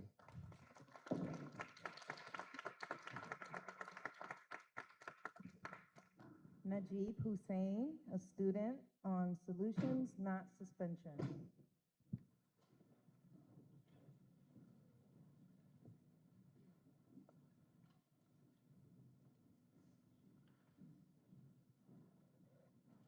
Hello, my name is Najib Hussein. I'm a youth community health worker and in 10th grade. In the guiding principles of the Code of Conduct, it states, student discipline policies and practices must be implemented in ways that are accountable and restorative. But in my experience as a student, we rarely do restorative practices, even ones that are as simple as a check-in on how we're doing. And when students are in trouble, they are rarely offered a restorative option, which is why I am here to ask that the Buffalo Public Schools implement restorative practices. We have all seen the results and benefits of restorative practices, so why aren't more schools doing them? Why is the Buffalo Public Schools still okay with suspending students when they have clearly been proven to cause more harm to students? The Office of the Attorney General issued an assurance of discontinuance regarding our discipline practices. An assurance of discontinuance is a promise to stop, and in their findings, they proved that suspensions were disproportionately affecting students of color and students with a disability. And it said that schools need to do restorative practices, yet we are still not seeing any improvement with them. We have good policies on paper. The problem is in the implementation. I would like to see schools doing restorative practices, whether it's as simple as a fist of 5 or a full restorative conference. I hope you all know how harmful suspensions are. It is sad to see my friends and fellow classmates have to miss out on their education and be disconnected from their community. The superintendent and the Board of Education have the power to make the change, so let's work together and get it done for our students now.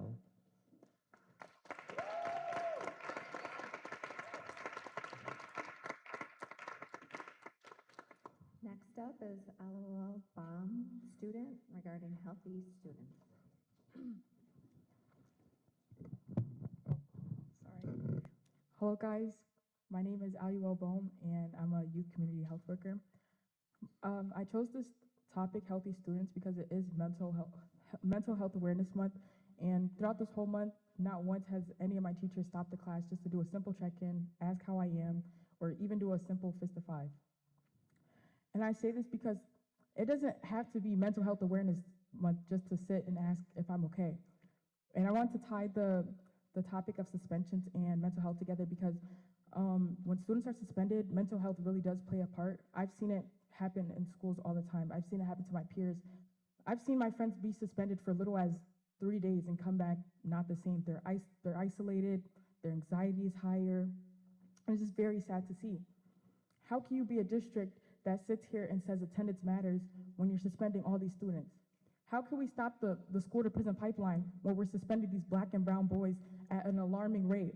How can we sit here and tell students to reach out to us when you're not okay, but it's happening right in your faces? When the kids are coming to school late every day, when they're coming to school smelling like weed, they're not doing it to be cool, they're doing it because they're not okay and they're distracting themselves.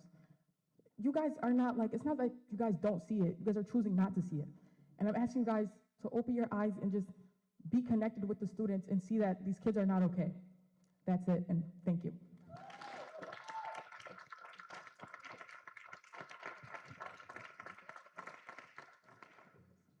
Rahima Kashindi, a student regarding healthy students. Hello. Good evening, everyone. My name is Rahima Kashindi. I just wanted to talk a little bit about my experience in BPS and kind of branch off from there. So I started my journey with BPS in a small school on the west side, School 45, and now you've seen it's bloomed to be so many different things.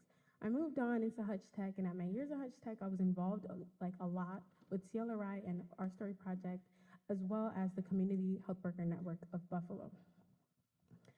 I've seen so much, like, of course, like 12, 13 years of school, you see a lot. It was really unfortunate. Many times I would see friends, family members get suspended, and like how you all said, come back to school with a noticeable difference. Students aren't coming to school. There's so many various concerns that parents, staff, principals, and even outside concerned citizens are having. Fortunately, I was able to see this from the outside, and I was able to rise up, and now I've just completed my first year of college. But that doesn't look the same for everyone.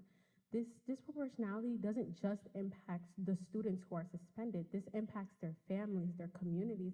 And imagine you come to school and you see your friend in such a desolate area in their lives because they don't have the supports, and they're getting suspended for very minute reasons. How can you say that you want students to show up and feel supported and succeed and do all these things when they're being pushed out of schools at an insane rate? We're not saying that it's impossible, because we've seen it happen. With some care, concern, fellow feeling, and just showing up, so much can happen. We see that with the youth that we work with within our organization, and so much more. We're not asking for these crazy initiatives to spend tons of money, time, and just all these things. We're simply asking for time, resources, follow-up, care and concern, accountability, and results. There are communities in this same Buffalo that we live in who are able to take their students or their families to Disney and all these crazy expenditures, and then there's populations of students who are sitting and who a parking ticket, something as simple as a parking ticket, can destroy their families. And instead of taking care and concern for these families who are economically disadvantaged, been put disadvantaged by so many systems, we're suspending their children and forcing them to miss hours of work to take care of their children. These issues go so much deeper than the surface level. That's all I have to say about suspensions.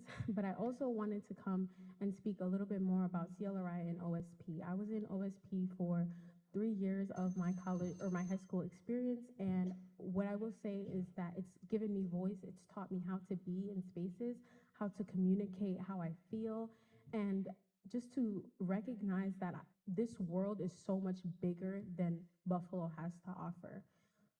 Honestly, I wouldn't be the same person that I am, have the same friends, or even be in the same spaces without CLRI, let alone OSP.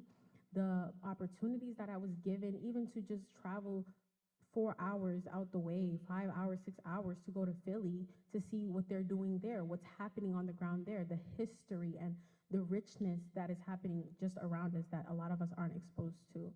So to connect the two, we really need that care and concern when it comes to students. There is proven records that show when you invest in your students and not suspending them, not pushing them out of schools, really investing them and including them in the conversation, that's all we need. We just are asking to be included. Thank you.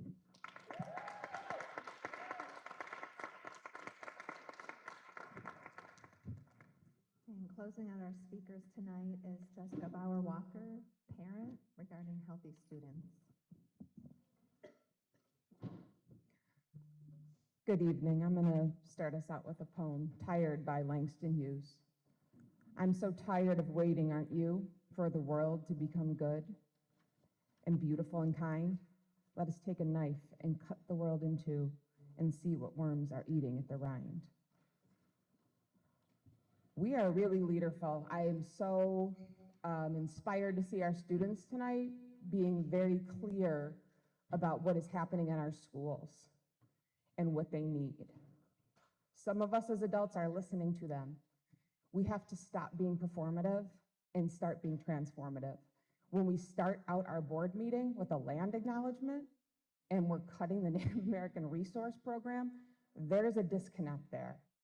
When we have a code of conduct that has restorative and trauma-informed and culture responsive all over it, and the students are talking about their lived reality and we have the data support to support it, that's a problem. The wellness policy is being reviewed right now. We helped to write the wellness policy based on youth risk behavior survey data. We did a work session with our students last week to really look at that, and they said, this is great. We're not doing this stuff. We've been trying to position them to be on school wellness teams that they can co-lead. These students, we don't have to come here and load up the speakers list with 30 people. There's another way to do it. Come sit in a circle with us. Talk to the students about their problems. It's feeling a lot like there's a major disconnect, and like people who are running the district are disconnected from the material conditions on the ground. I've come here for the past couple of months. We've been really patient. We've been excited about Dr. Mabinga and the new board members' leadership. Time's up. Kids are going to prison. People are dying. We have one of the highest child poverty rates in the entire country. Black children and families are living in persistent poverty. Compared to 10% of white people, Black people have double the rate. Black people have a 60% higher age-adjusted mortality rate than white people in Buffalo. This is killing us. We advocated for a food commissary so children can be fed because of these issues. There's a beam ceremony happening. Let's come out and celebrate a beam putting up. No, let's have a community benefits agreement. Let's make sure our kids are fed. Let's keep them in school and safe. Let's celebrate the good things that we're doing, but let's do what we have in place. The children are telling us, the parents are telling you, it's not happening. Can we please come together? Can we just acknowledge what's happening? That we participated in the superintendent's strategic plan. We're excited about what's in there, but we don't have to wait to see things change. Some of the things that these children are asking for are really quite simple. They're really quite simple. Check on us. Make sure we're okay. Stop keeping us out of school. Make sure people have a healthy meal. Just listen to us, right? These are the types of things that we want. So please stop telling us to be patient. These kids are running out of time. Rahama's back here, she's graduated, you know, time's up. So we cannot keep telling our children to be patient. We can do some of this stuff. Some stuff takes time. Some stuff we could do right now. We're ready to do it with you. We want to partner. Thank you. Have a good night.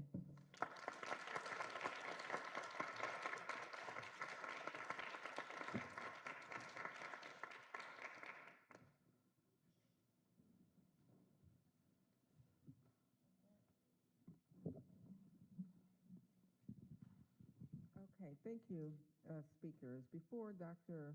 Mabinga address some of the observations that speakers talked about, our student Iman will complete his presentation.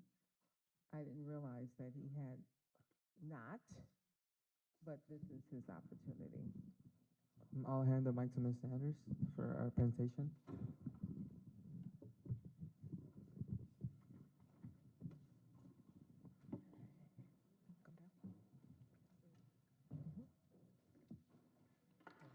So good afternoon, Superintendent Dr. Mubenga, esteemed board members, and BPS community. Thank you for the opportunity to highlight the work of our Inter-High Student Council. This is a powerful example of how Buffalo Public Schools is uplifting and amplifying student voice. The Inter-High Student Council, you can just keep going, thank you. The Inter-High Student Council brings together student leaders from across our high schools. They are able to share concerns and perspectives directly with district leaders, collaborate on service projects and initiatives, build leadership skills, advocate for their peers, and strengthen mental health advocacy.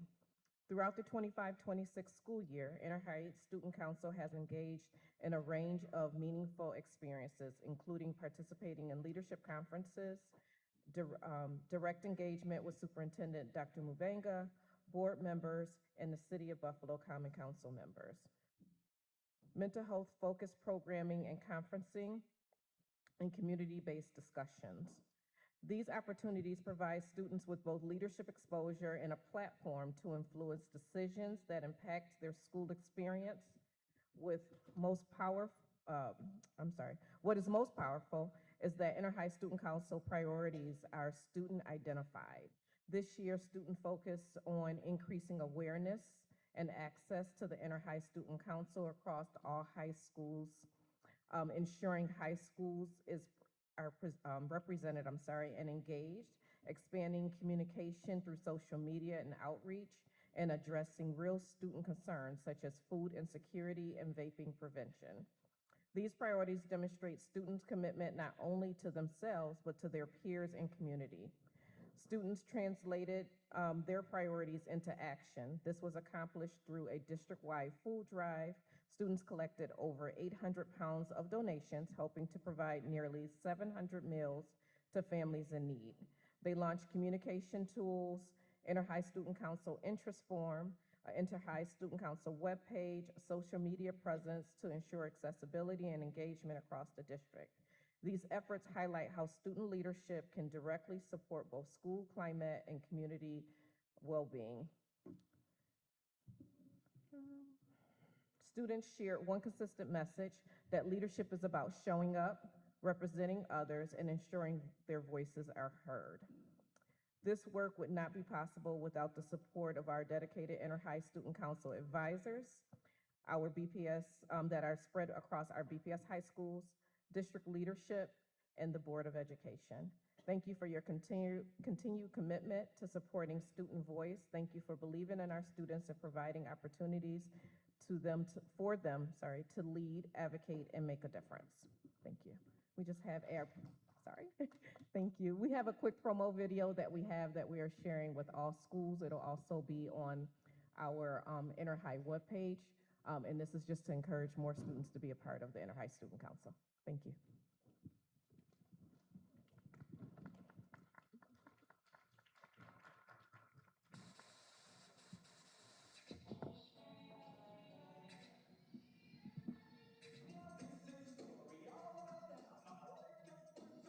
Are you a student in Buffalo Public High School? A student who wants to help others?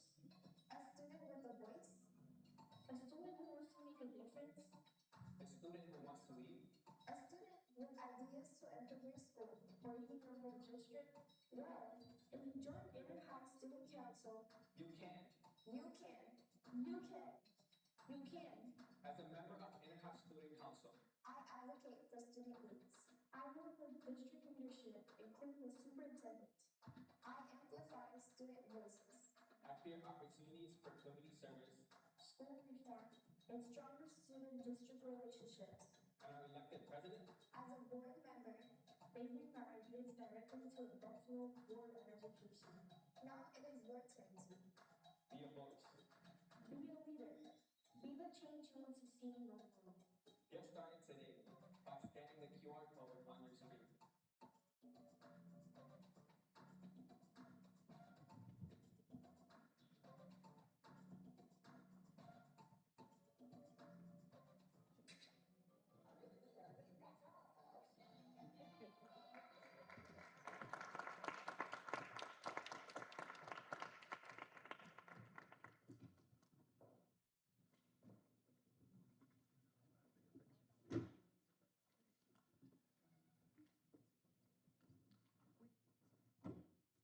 We do have several of our members here from the Interhigh Student Council. I'm not sure if you're able to take a picture with them.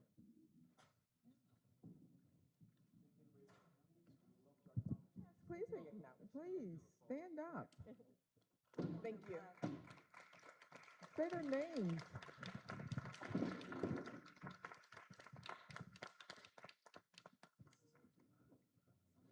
Introduce their names, sir.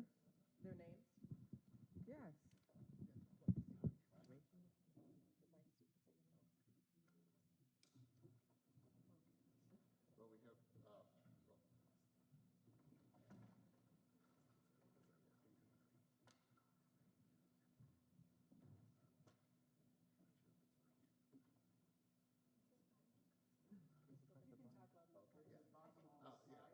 Mr. Foster from International Prep, and we have Fatima B, who is a social media specialist, and Honesty Earl, and then Iman Khan is the president of the Interhigh Student Council.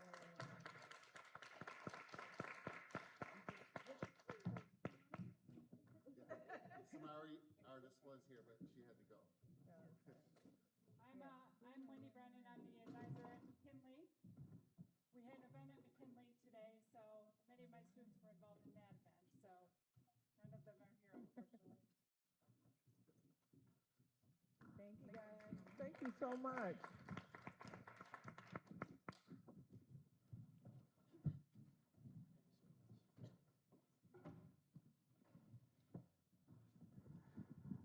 Thank you, Iman.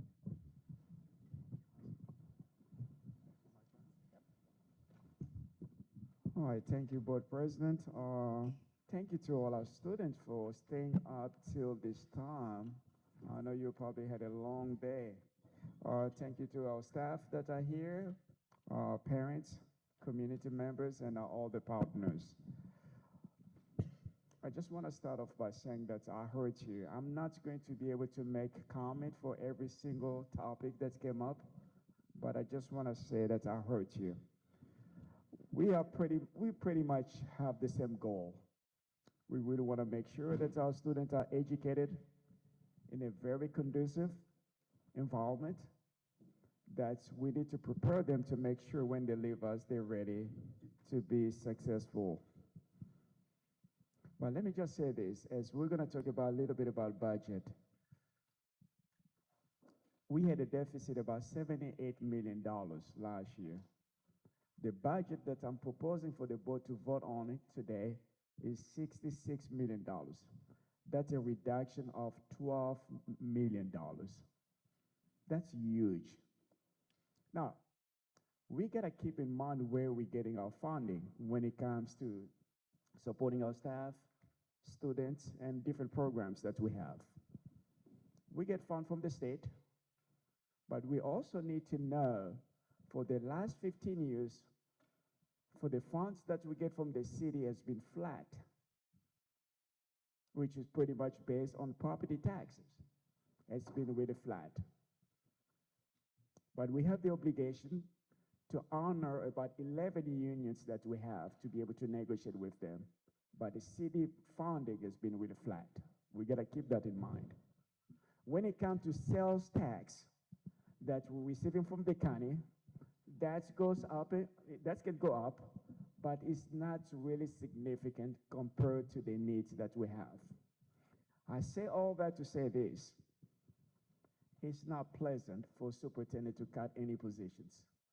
It's been a really tough decision to get to this point. For CLRI, we are not eliminating the program. There are two different ways we can accomplish this objective. I heard about bilingual programs, which I know is well embedded across the district.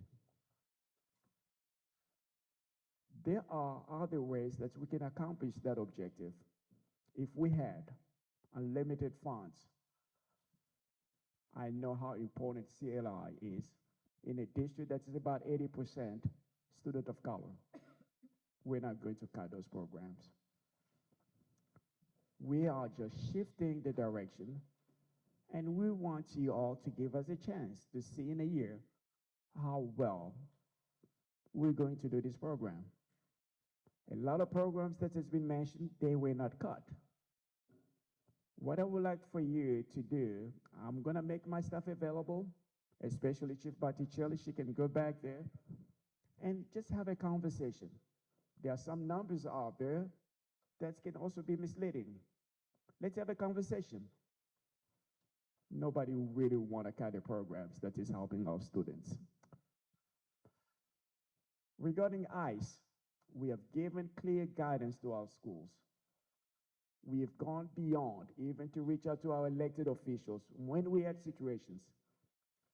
There were probably one or two incidents where students were arrested.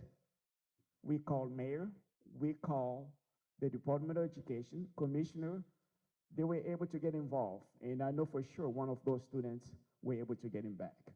So we were involved, but we have a clear guidance for our schools. Suspensions, I heard you loud and clear. I'm not pleased when I'm hearing those cases. I'm not. But we're going to continue working on that. I heard a student here say about dress code. That's the work that I would like to do. That will be probably my next project. Let's come around the table. Let's have those conversations. I've done it in my former district. We've done it really well.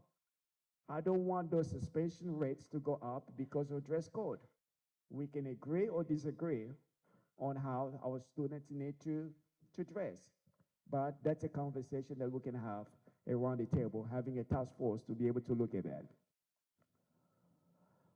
When it comes to Nearpod as a program, I was able to charge our chief academic officer when I came in. I said, look to all the programs. Let's do program analysis. Nearpod was one of the programs that had a low usage. So we made sure we're spending a lot of money, but there were not a lot of students using the program. That was one of the decisions that we were able to use to be able to cut that program. Thank you to the gentleman that came here about prom, getting our students all they need to look good. Please, I would love for you to reach out to other folks in my cabinet, other places. We have a lot that we can give up as well so that our students, nobody will be lacking as they go to prom. I think the last one is going to be the swimming, let's see, swim project. I would love to meet the gentleman that came or the other person that came here as well. Let's just have a conversation. Nobody really approached me. I understand we have probably about 20 or 26 pools, but there needs to be a clear MOU. Who's going to pay for after-school programs and who's going to supervise? I would love to the person that came or two, reach out to me. Let's have a conversation. Definitely, that's a life-saving opportunity for a lot of our community members. It is our taxpayers' money to have those pools, but we got to decide what kind of MOU we're going to have and who's going to pay for what, for supervision and so forth, and security as well. I look forward to the person to reach out to me so we can have those conversations. Board President, I think that's pretty much my final remarks. I would love for our Chief Botticelli. Can, can,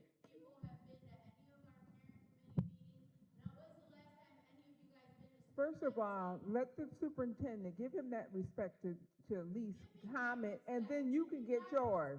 Thank you for your comments. I'm board member Tali Rodriguez.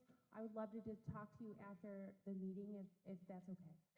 Thank you. I'd like to know when the last time you guys visited School 19 or been to one of our parents' So I'd be happy to answer that, and I'm happy to make quorum per my request. We were in the school last month. Okay. Thank you so much.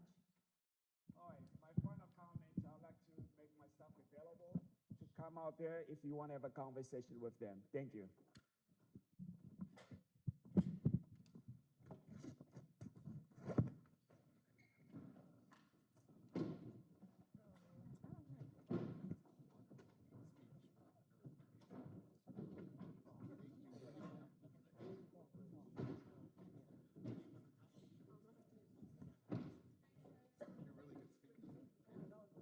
We'll give people a few minutes to leave the auditorium,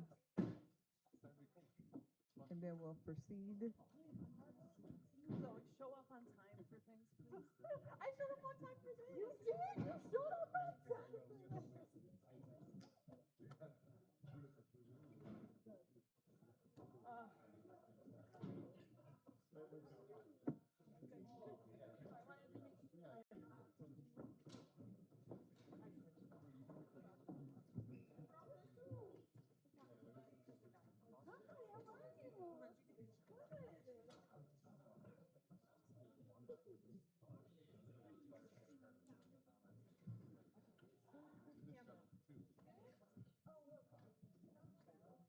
It's so good to see you. How are you? Good, good. Thanks. Thanks. Having babies. I have a 6 and 2.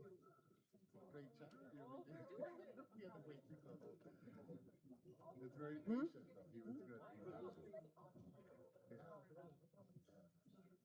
You guys, those were amazing speeches. They really were wonderful. Yeah, they were. Can we ask you to take a picture of us? Absolutely. Well, thank you.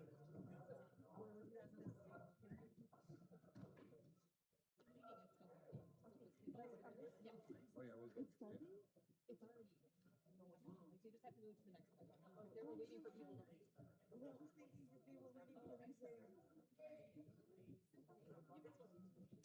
Do you want to get one up there? Yeah, why don't we do that?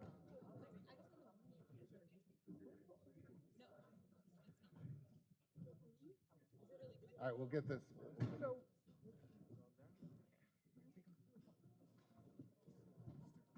all right, so we have a few resolutions. Let's reconvene. Board members, we have 3 resolutions before us. And the first resolution is to establish the Buffalo Rising Academy, and this is one that we need to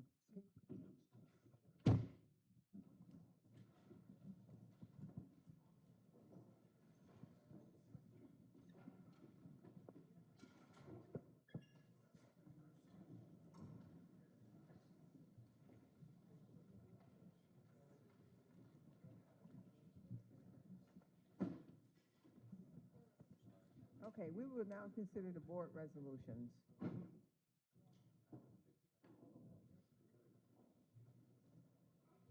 This resolution is to establish the new alternative education school, Buffalo Rising Academy. I introduced this resolution and will read it now. Whereas the mission of the Buffalo Public Schools is to provide all students with equitable access to high-quality educational opportunities that prepare them for college, career, and civic success. And whereas the Buffalo Board of Education recognizes the need to strengthen educational pathways and support systems for students experiencing chronic absenteeism, credit deficiency, behavioral challenges, disengagement from traditional school environments, and other barriers to graduation. And whereas a representative stakeholder planning committee engaged in a 6-week planning and development process, including stakeholder meetings and community survey consultation, resulting in 656 stakeholder responses that identified the need for expanded alternative educational opportunities and integrated student supports.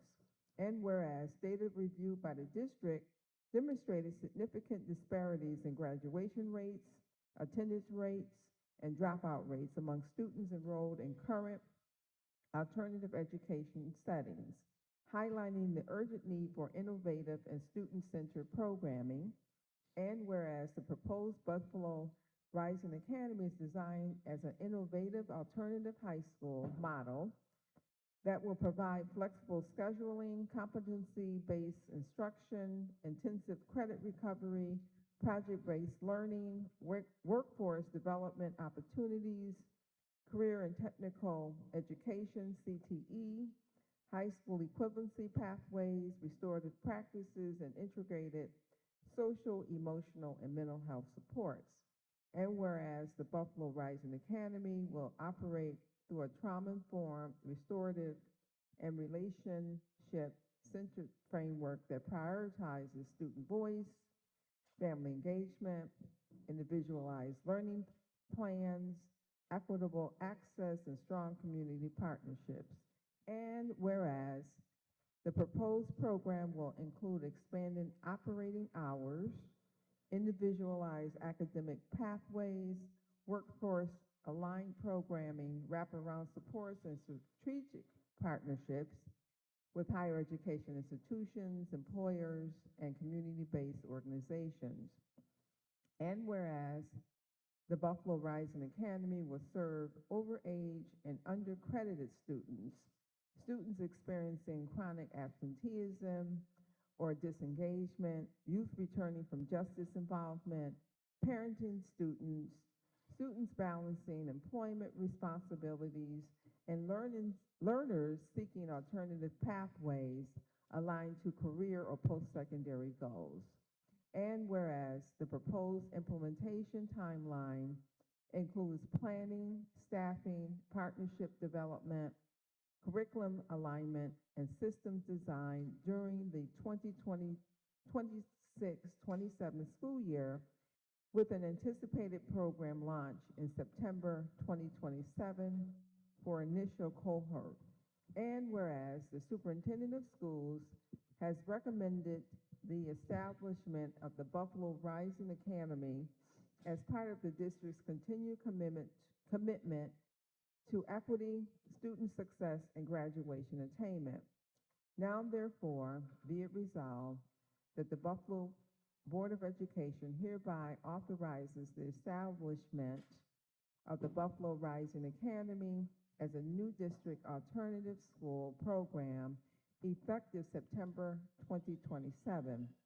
And be it further resolved that the superintendent of schools or designee is authorized to take all necessary administrative actions to implement the Buffalo Rising Academy, including but not limited to staffing, budgeting, curriculum development, partnership agreements, facilities preparation, student recruitment, and program operations. And be it further resolved that the superintendent or designee shall ensure compliance with all applicable New York State Education Department requirements, regulations, and reporting expectations associated with the establishment and operation of the program.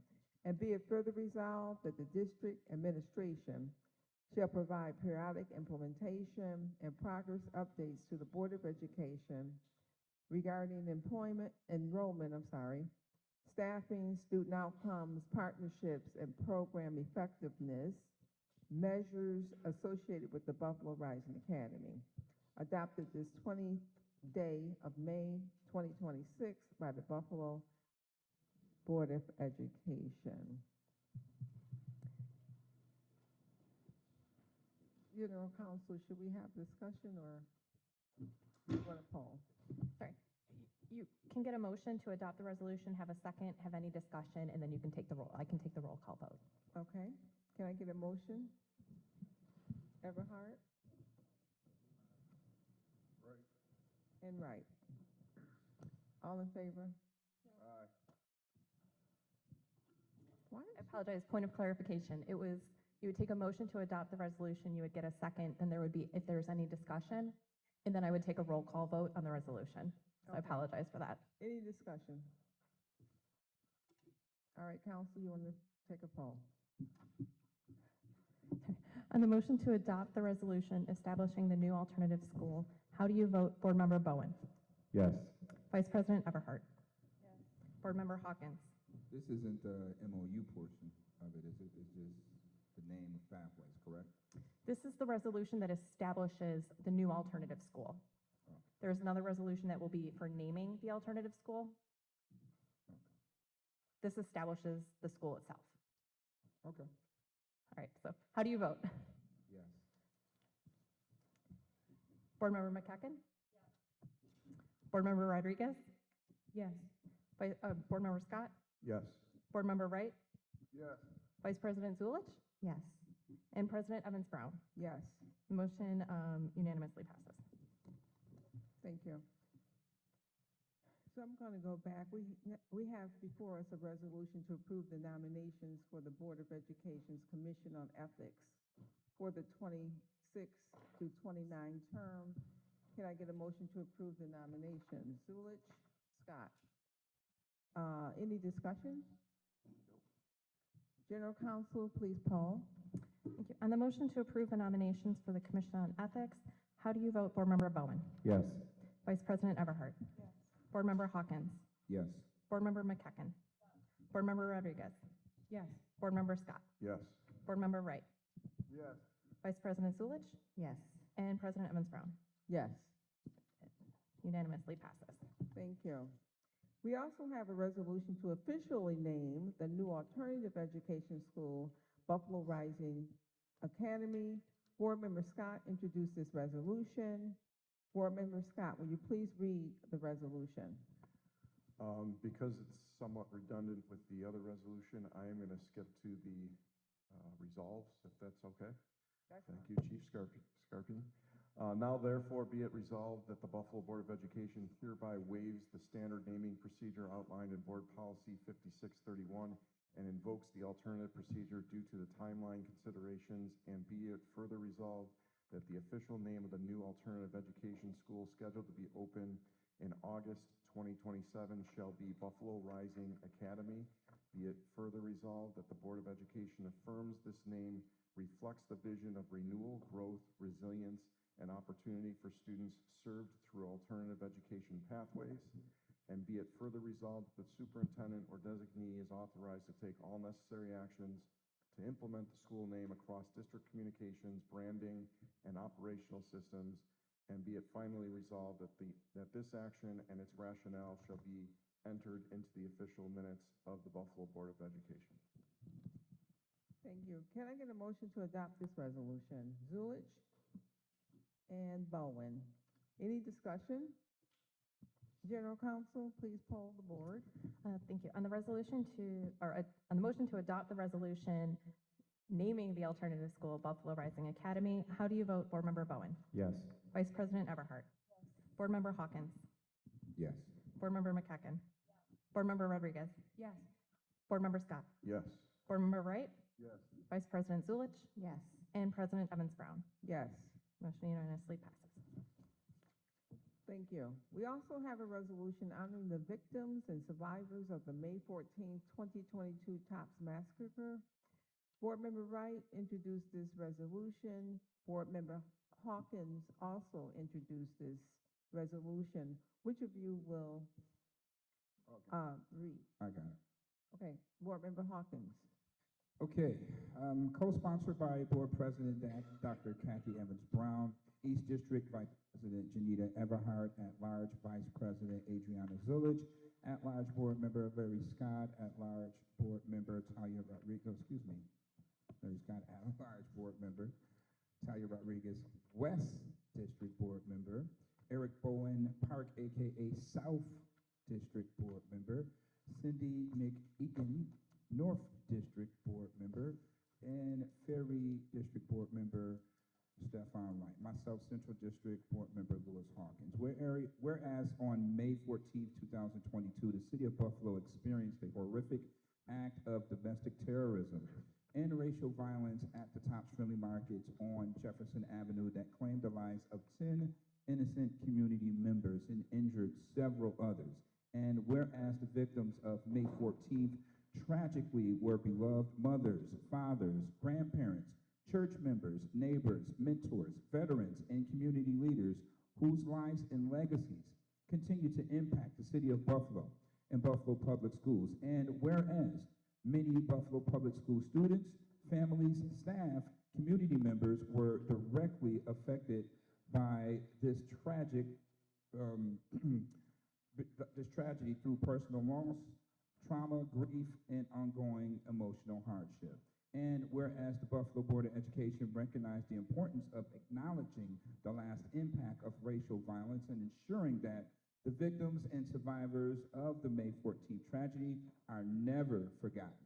And whereas Buffalo Public Schools serves several schools and families located within the surrounding of the Jefferson community, making it critical that the district continue to provide opportunities for healing, remembrance, education, unity, and reflection. Whereas the Buffalo Board of Education believes it is important to formally recognize May 14th annually within the district as a day of remembrance, reflection, healing, and community solidarity. And whereas the Department of Culturally and Linguistically Responsive Initiatives, aka CLRI, together with the Department of Family and Community Engagement, district leadership, school administrators, counselors, community partners, students, and families can play a vital role in coordinating meaningful educational and commemorative activities across the district.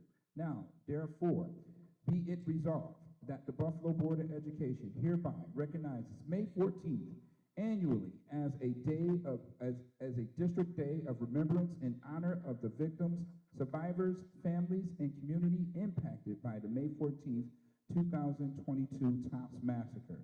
And be it further resolved that all Buffalo Public Schools shall observe the district-wide moment of silence annually on May 14th at a designated time determined by the superintendent or designee, and be it further resolved that every Buffalo Public Schools department and school shall participate in age-appropriate educational, restorative, and community building activities to honor the victims, support families, promote healing, educate students about unity, diversity, anti-racism, and the importance of standing against hate and violence, and be it further resolved that no regular Buffalo Board of Education meetings or non-essential district events shall be scheduled during the designated memorial observance period on May 14th, whenever practicable, in recognition of community memorable events and remembrance activities, and be further resolved that the Department of Culturally and Linguistically Responsive Initiatives and the Department of the Family and Community Engagement shall lead and coordinate district-wide remembrance efforts while working collaboratively and with all departments, schools, families, students, mental health professionals, faith leaders, survivors, and community organizations to support opportunities for healing and reflection, and be it further resolved that the superintendent of schools or designee is authorized to take all necessary administrative actions to implement the annual observance and ensure that schools receive guidance and support regarding remembrance activities and trauma-informed practices connected to the May 14th commemorations. Thank you, Board Member Hawkins. Can I get a motion to adopt this resolution? Talia, Rodriguez, and Zulich. Any discussion?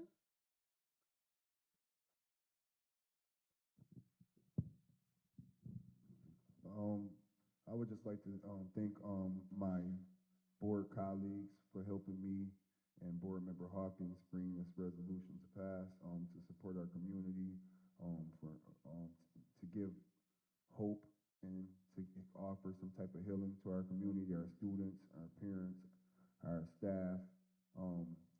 As you know, the Tops Massacre happened in Board Member Hawkins' district, but it's not too far from mine. I live close to the Tops on Jefferson, so this is something that is very important to me. So on May 14th, we received phone calls from community members, from parents, saying that they wanted us to do more. And instead of just sending an email to the superintendent and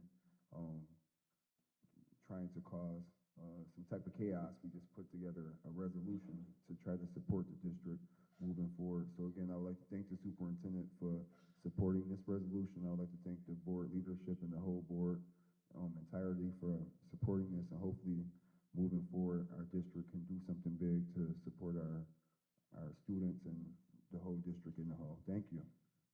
Okay, any other discussion?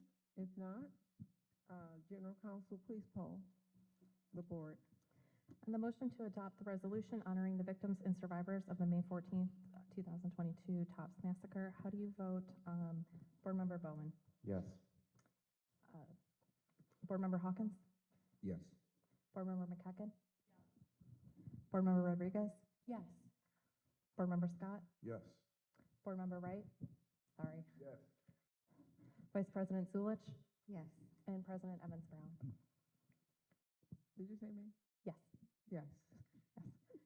Unanimously passes with those who are present. Thank you.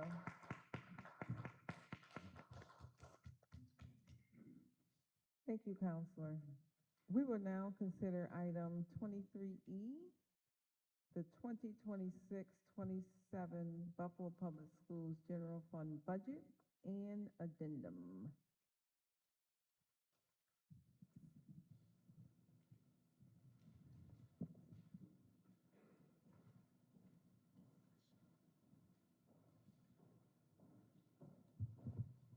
All right, Board Member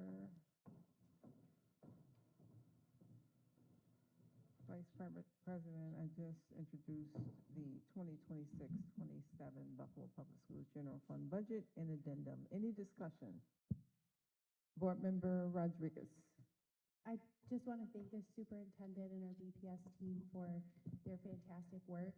I do need to acknowledge the passion and energy in the room, specifically from our neighbors who came, my literal neighbors who came to talk specifically about CRLI, but I believe it's the NARP program.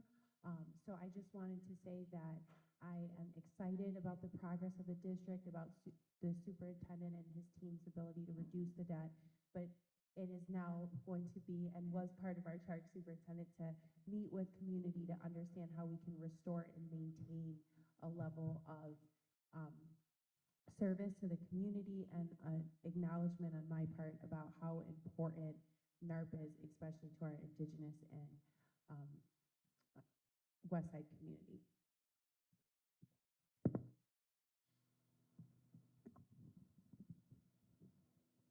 Thank you. The floor is open for any other discussion on the budget. So I have been thinking about this budget and thinking about the CLRI program and fighting for this budget, crying over this budget, cussing about this budget, only because I didn't think that it was time right now to cut the CLRI program. What the superintendent did not share is that what we're moving to is a statewide method called Portrait of a Graduate.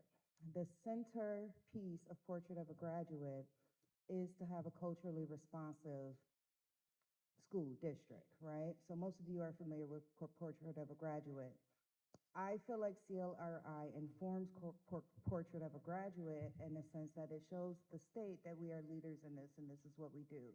We are from Buffalo. This is a cultural hub. People from here knows we have all types of things. We've got the best food in the city. You know, we are a cultural hub, and this is who we are. And so I just felt like, and I was telling the CFO and the superintendent that this wasn't really the time to make cuts in this program, and I just didn't feel like we saved so much that it needed to be cut there. I felt like it was like taxing the poor. Like it was such an extreme cut there. I just felt like if we do have to cut every single department, then departments with more money should have been cut harder, right? Then Native American Services, then CLRI. I do thank the superintendent and the district for their work on the budget and the work that they have to do on Portrait of a Graduate. It is a lot of work that you're going to have to do installing Portrait of a Graduate into Buffalo Public Schools, but I just don't get it with the CLRI cuts. I feel like cultural competency, I think people, when they hear it, they hear black and brown. It's not necessarily that. America has a huge problem with sexism. We have a huge problem with racism. We have a huge problem with racism of all cultures and not wanting to hear other voices. And so even right now, we have a problem with teens and domestic violence. Like, we need domestic violence programs in our schools. And what is really gonna, we need to be talking about more than just what is written through the curriculum, through the state. We need to have various voices, and we need to fund that. And like the former president earlier said, we need to put our money where our mouth is. And so I just feel like this was an oversight. I feel like it was out of touch. I feel like we are not listening to what's going on in the South right now. We're not listening to what's going on across the country. And when you make cuts, you have to protect your most vulnerable. You have to protect your most vulnerable. And not only that, this is an 85% minority district. This is your business. This is your bottom line right here. Your bottom line is the culture of the people. You have to implement it. And you got a program right here to where somebody came up with something to where, hey, we can have other voices in the schools and not just written by white people and administered by white people. We can get other people's voices. We can even train white people to administer these cultural competencies. And it's just, I don't know, I just feel like it's tacky. It's tacky, I'm not the face of it, it doesn't represent my values. Thank you. If, if I could piggyback off that, because CLRI and NARP isn't the problem in our district. I mean, we got other issues. We can't even get the kids here on time. Who's accountable for that? Nothing's being done there. But we want to cut stuff that's more meaningful to the culture. And I mean, me personally, I can't stand for that. There's no reason for NARP or CRLI to be cut when you look at the numbers. And we're not even going to keep talking about the numbers. They all said it in here. So for make those two specific cuts, they cut half of both departments. Was it performance-based? What was it based on? You know, was it performance-based? But here it is, again, you have a lot, we got transportation issues. Kids are late every single day. Was nothing done in those departments. Safety is a key issue. You know, what's being done in those departments? Curriculum, major issue. What's being done in those departments? But we take away from, you know, in areas that really help build this country. And, you know, we're sitting on, you know, on their land, and we're going to just strip them of their culture. That's not right to me. So I'm with you on that one, VP Everhart, and you know, something needs to be done in that matter because the accountability piece, I think, is missing in some areas. Board Member Rodriguez? Oh, I'm sorry. Followed by Wright. Thank you. I just wanted to add that I understand the urgency in passing this budget and that speaking from my lived experience, I started the first free Latina directory, and going forward, me and the rest of the constituents from the West Side would like to see more MWBE inclusion in our budgets going forward. And also just wanted to clarify that as a person that lives in the West Side and really appreciates and has been enriched by all the cultures, the program that I was acknowledging prior is NARP. And I wanted to make sure that I said it clearly because it is a passion area of mine and a place where Dr. Mbenga and the board and I are going to spend a lot of time going forward.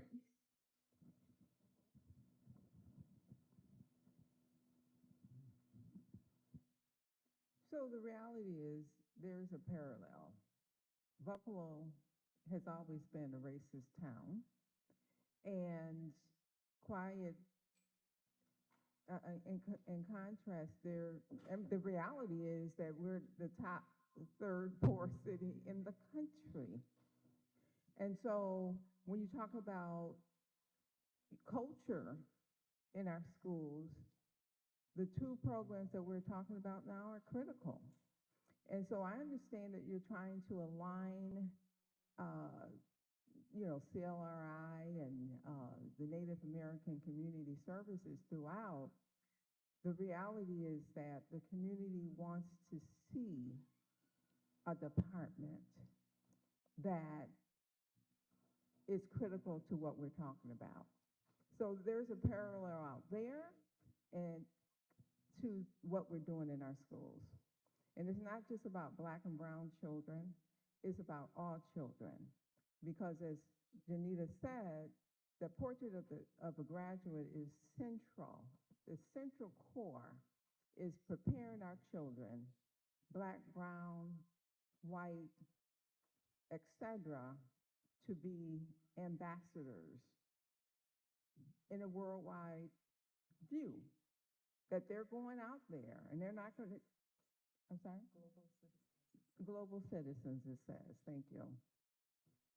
That's what we're trying to do. And so we need to, you know, take a look at that in this district. Any other discussion about the budget?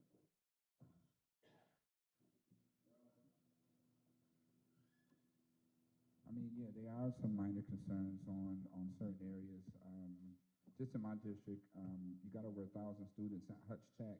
You took away a psychiatrist there. Psychologist. My guy. Psychologist. He's always, yeah, it's my guy. But I mean, for it to be over 1,000 students, that's entirely too much just to have one there. I do feel one needs to be restored to compensate with that. There's staffing adjustments that was in the budget. Apparently at School 48, they're receiving an issue that funding is needed to support music and art FTT adjustments following the addition of a new kindergarten sped class after the budget was obviously is finalized. So you need to add one there or you won't have, the proper teacher there for that specific class. Again, funding requested to restore the school counselor for point 5 to point 1, ensuring adequate social, emotional, and academic support for the students, and 2 instructional support aides. And then I have one more question in reference to the cost containment for fringe benefits. We hired Blue Cross Blue Shield to have married couples take a waiver rather than to pay for 2 family coverages. How much family coverages are we paying for the people that, how much is the family coverages, and are we paying for people that has been deceased in this package, and how much are they saving in fringe benefits? Are just some of the things that I just need to know. But other than that, those are just some of the things that are coming from reports out of my district.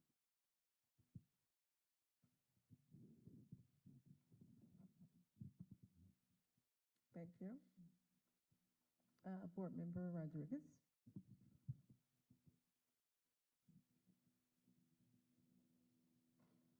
I'm sorry, this is my final comment.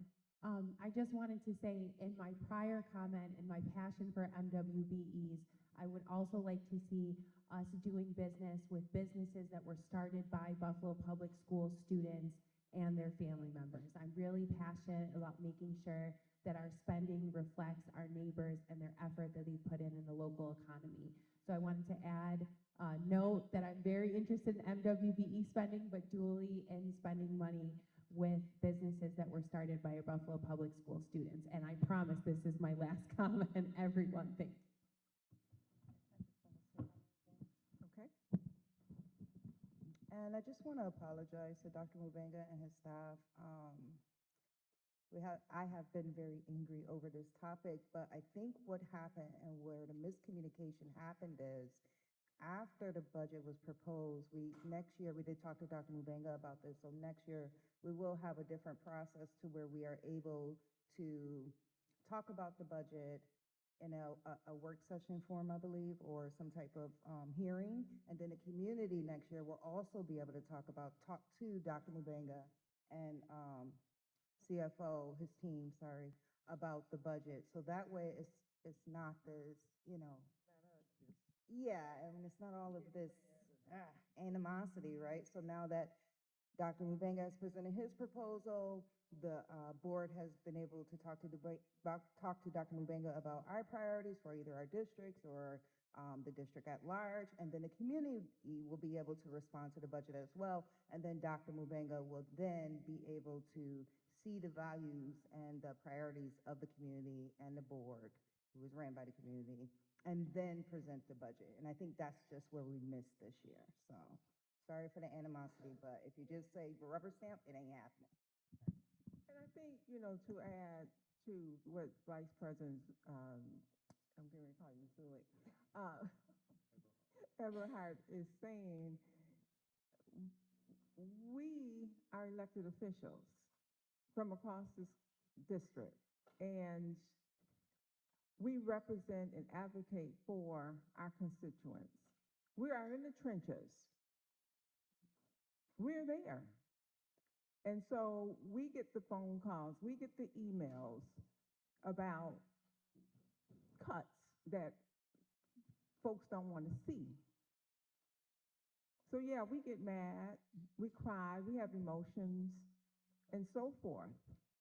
And we want to be heard just like our students want to be heard. A pen is a powerful mechanism. But if you're not out in the trenches, you don't know.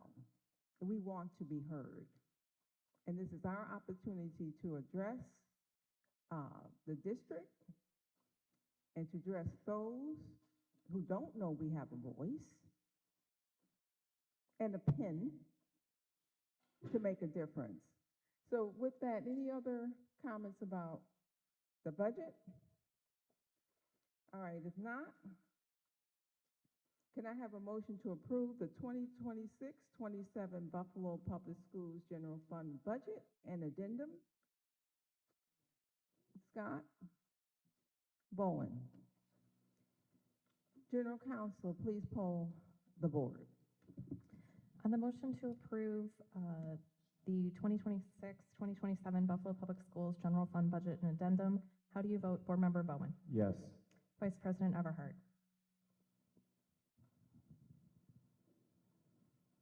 So I can't pull out that CLRI. Oh. Pass. Abstain? Can you come back? Board Member Hawkins? Mm.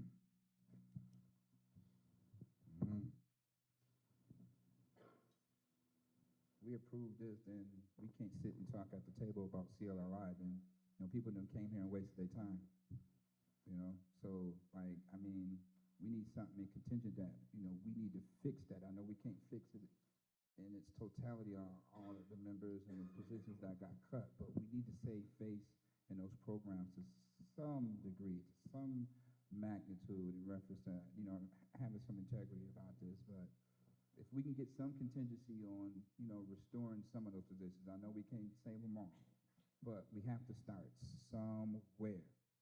I'm all about passing this budget, but let's not forget about CLRI and let's not forget about NARC, because we're not doing our job as elected board members if we don't. That's all I'm gonna say. I will approve that, but I'm still gonna fight for CLRI and NARC to get those positions restored. Okay, so that was a yes. So that's a yes. Board Member McCacken? Board Member Rodriguez?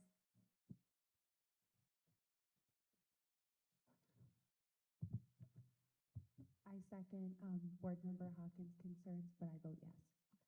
Board Member Scott? Yes. Board Member Wright? Yes. Vice President Zulich?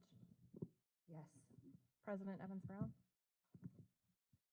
I'm going to say yes, and, similarly to what we're talking about, there needs to be an opportunity, a motion to come back and talk about additional funds for the programs that we've been talking about. And then Vice President Everhart? I'm gonna say that the budget belongs to the superintendent. The superintendent is the one who creates the budget, and he is the one who proposes it, and after it passes,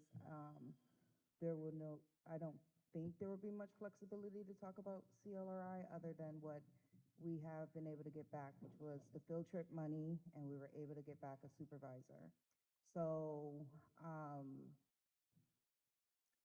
I will say that I am looking forward to a more open process next year, a more transparent process, and a process that actually takes care of the culture and curates the culture of the schools. And so I will say yes. The motion unanimously passes.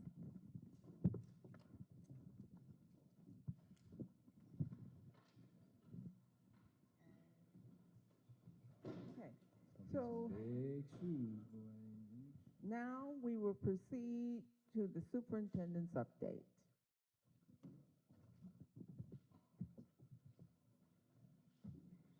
All right, first of all, let me say thank you to the board. It gives me a joy for my first budget to be approved. I don't take it lightly. Thank you. I think I've been here for 9 months. What you need to know, I'm here to serve the community. I want to listen to your concerns, your voices as well. When you vote for the budget, that does not mean that there's no more conversation on how we can improve. I'm flexible and I'll work with you. Thank you so much for voting on my first budget. So Without further ado, I'm going to invite Chief Botticelli to come and present Superintendent. I'm sorry, Chief um, Bullock.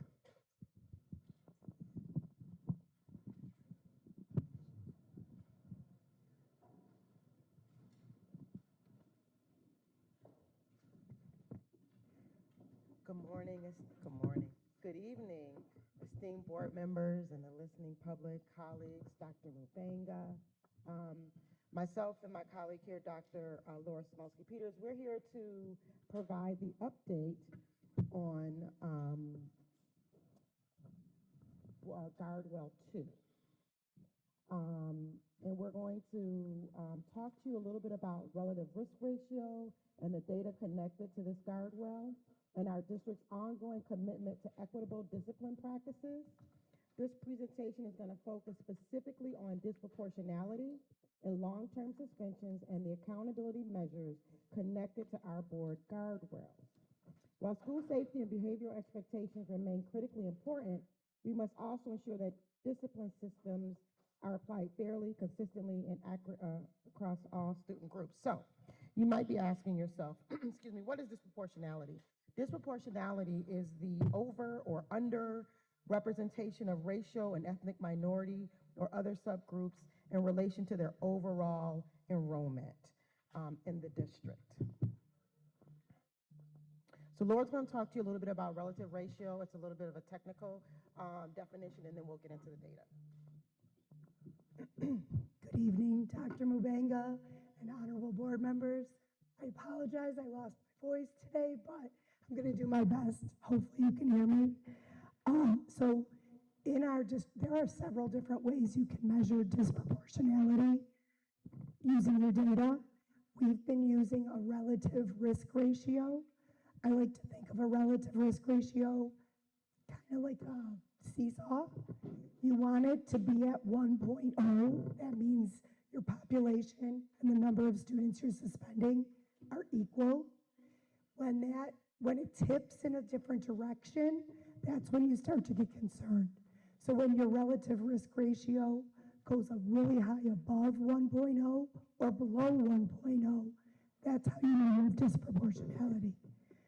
So it's the two things to remember that are important is 1.0 means everything is equal, and the further you get away from it, the more of a issue you have, and also that it does take population into account. So the higher, if you have more students in one population than another, the relative risk ratio takes that away, right? Does anybody have questions about relative risk? Okay, so in Guardrail 2, which is the superintendent shall not allow the standards listed in the district's conduct, character, and support document, which is the code of conduct, to be unenforced, including out-of-school suspensions, safety strategies, and school culture and climate.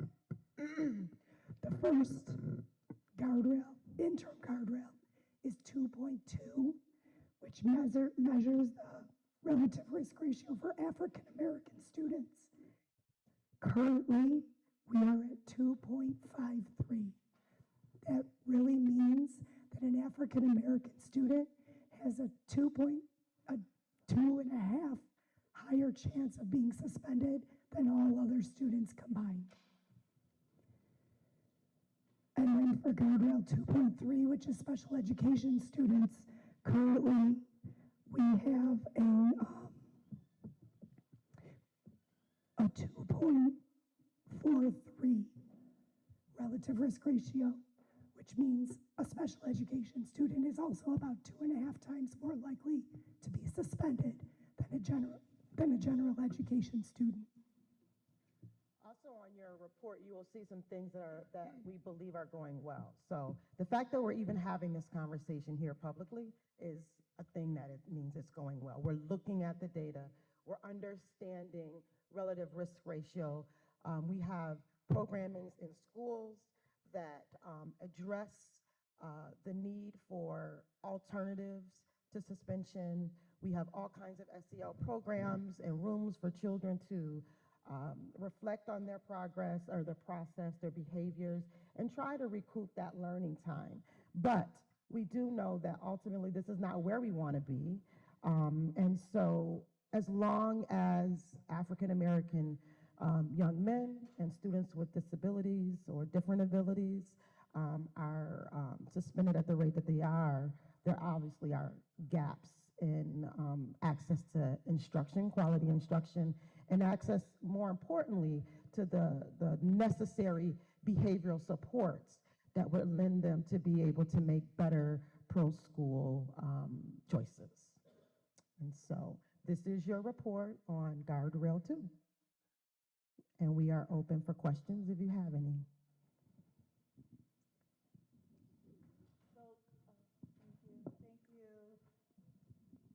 Thank you, Dr.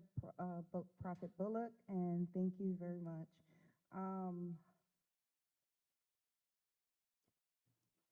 The CLRI team, it says, meets 4 times per year in order to affect this goal. Yes. And so what do they do with the, is this the My Brother's Keeper project? So if you remember, we would have those meetings where we would gather all of the teachers and students, and it was we used to get together over at Villa and different places, and we would look at the data. We would be immersed in training to help us better better, work with our students implementing academic supports and behavioral supports. And so that's the model, is that they gather.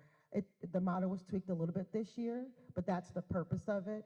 I do know that at many of the meetings last year, Dr. Samolsky, Peter specifically, presented on disproportionality. Okay, so what you're saying is this is what is going to bring down suspensions in schools among Black men? One of the things. Okay. Yes. So here's the thing. What you're going to need, you're going to need daily interaction. You're going to need a community-based organization in order to pull this off. Yeah, it's going to be a layered approach. We're going to need many things to impact this. So yes. This is why I was begging for funding for CLRI, because I saw such a great opportunity to be able to bring in. So what this is saying is that suspensions among African American men has increased from June 30th, 25 to May 6th, so within a year. Yes. It's increased. And so this method of how CLRI is being used is not working. Well, they said they did this for 4 times you met over the past year. Last school year, yes. Right, okay. So this isn't working, so. Okay, and then can somebody tell me what gaps to access to instruction and behavioral supports persist means under what's not going well? Yes, so we know when kids are not in school, they're not able to effectively access instruction. Right. We do have, I'm sorry, Board. But then we heard kids today talk about doing CLRI, how it helped them want to come to school and feel engaged. And so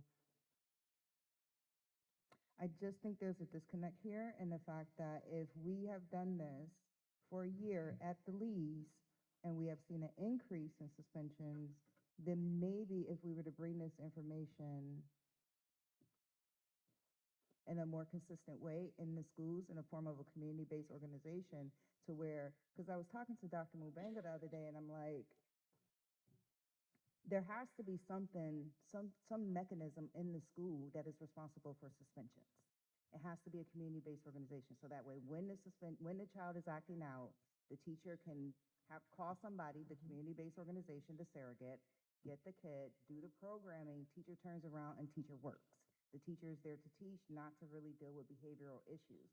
And so there has to be some type of mechanism, and that's why I thought CLRI was a great opportunity for us to be able to implement that.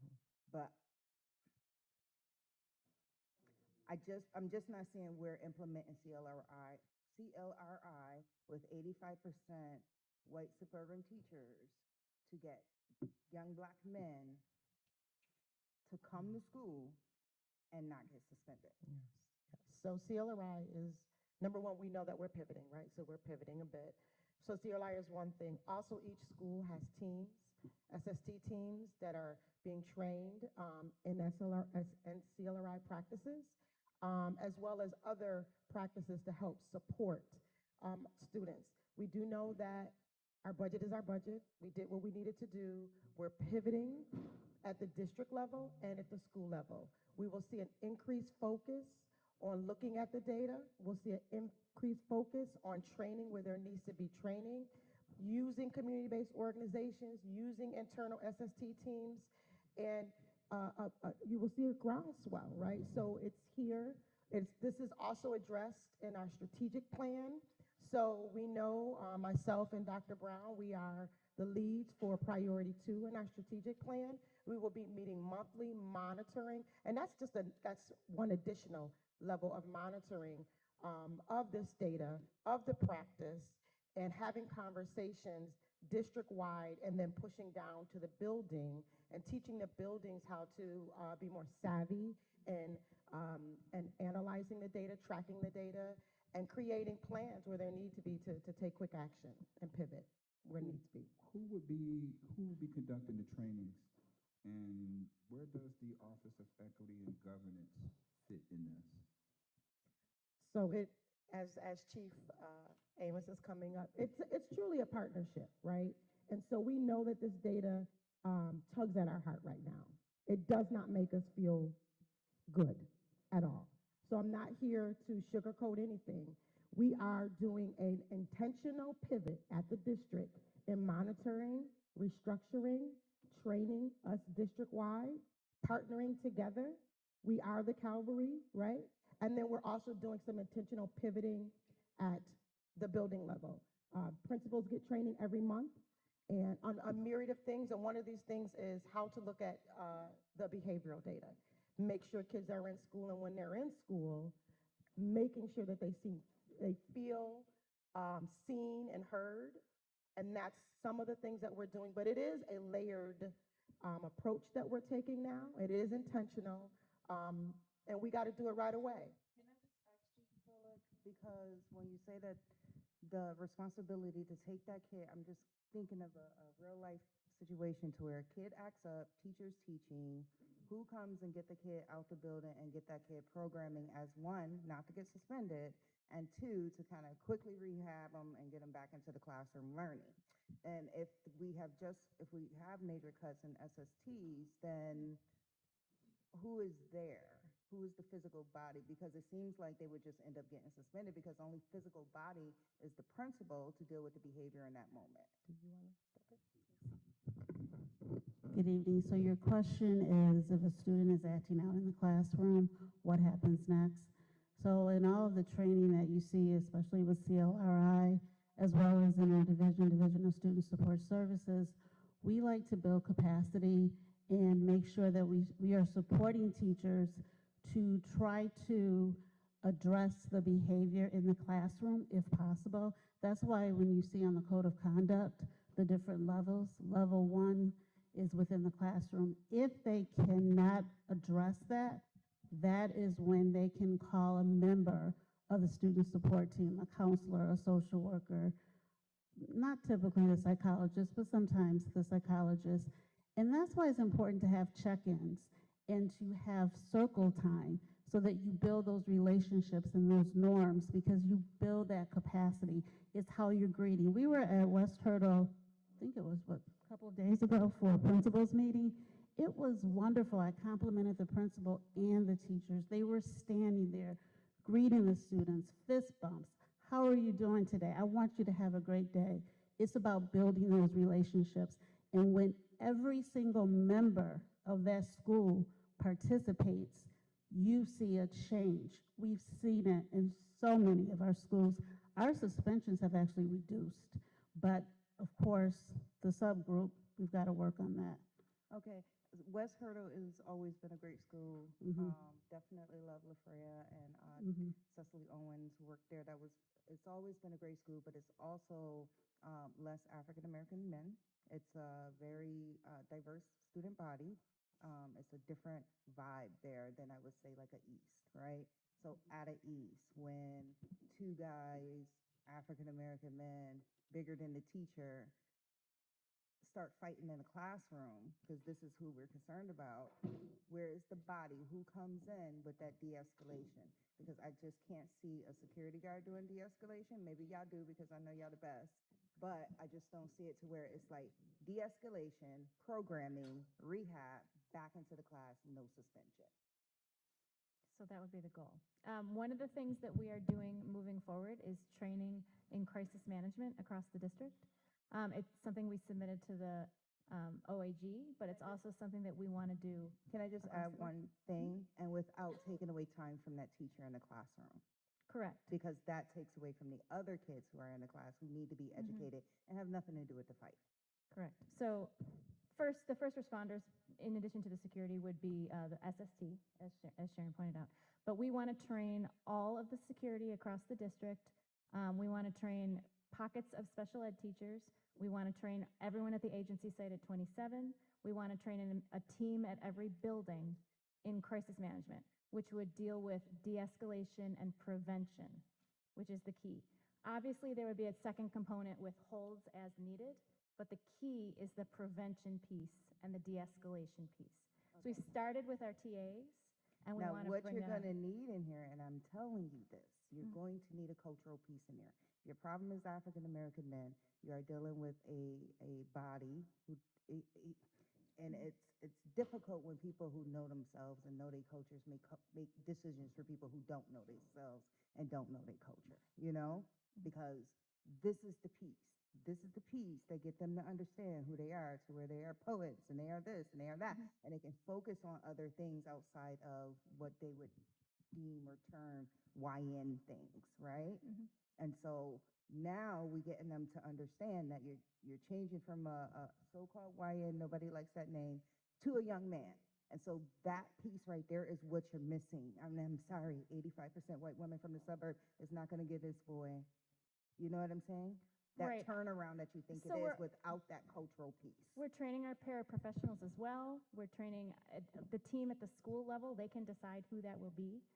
We need different people at each site to be able to respond in a crisis, number one. But we want them to be able to prevent the crisis. So that's why we're rolling this out across the district. So there'll be teams at every school site that can work with the students and ensure that it doesn't escalate to the point where it becomes a suspension. So that's just one prong of the approach. We also know that we need to do restorative training. We continue with our CLRT training. It's a 2-day training that we offer as a baseline. The disproportionality sessions they were referencing will look slightly different. We're going to bring back Dr. Samulski-Peters to do a little more data dive with the people. They did some this year, but we want to have a focus on different demographics as well, making sure that we address special education, for example, which is one of the data points you saw tonight. So there's a lot of different angles we want to take because we recognize that there's a problem. We brought in the regional I think center. what we're not recognizing is that your problem is cultural. That's your problem. Your problem is cultural. If the suspensions in itself is a culture. That's the climate of our buildings. That's our culture. That's suspensions. Another problem that you have is you have white people teaching majority minority students things that they probably don't know or they probably haven't learned, and they don't know, and they're not part of the culture. And then you have these kids who are, we have a cultural problem, and you have to address it you have to invest in culture things. You have to. We have Guardians of Equity at every school. They work very closely with Director Bell. We also have equity partners that come back and take the training they got at disproportionality and bring them back to the school level. They've been running book studies at every school through the Guardians. So they're really trying to be very focused and intentional with the work that they do to support the students. So it's a lot of training you just mentioned, a lot of training. So who specifically is going to be held responsible to make sure that this training is being done? It's a lot of training. Right. So who's going to be the go-to person to say, hey, this training isn't working, or why this training isn't happening? Who's going to be that person that we need to go to and get after to see if this is going to see, who's going to see this through? Who's going to make sure of this? Depending on the particular training, you're looking at a number of us that will be responsible to make sure it happens. But in staff development, we can pull the data, we know who attends, and then we can follow up to see the results in the classroom. So it's going to be a number of y'all, no specific one. I can't go to one. Depends on the particular training, absolutely. But at the end of the day, I'm in charge of staff development, so I'd be able to get you those numbers and let you know what is happening. But I think in addition to training, Rodriguez, you can have the floor as soon as I ask this question, or this is my own observation. In addition to training, the presence of folks that look like them, I'm talking about the black boys, is going to be critical too. So think about how, because you made a comment about nonprofit organizations or community-based organizations, think about how it was one model, and this was a couple of years ago I observed, and I can't remember exactly, but the idea was there were a number of black fathers and uncles that got together and they wanted to support, the school, because this district is not isolated. There's districts across this country are in similar situations that we are, so don't take it personal. And so the black fathers and uncles got together and say, hey, we got a problem. How can we help? Right? And so they will begin to welcome the young people at the gate.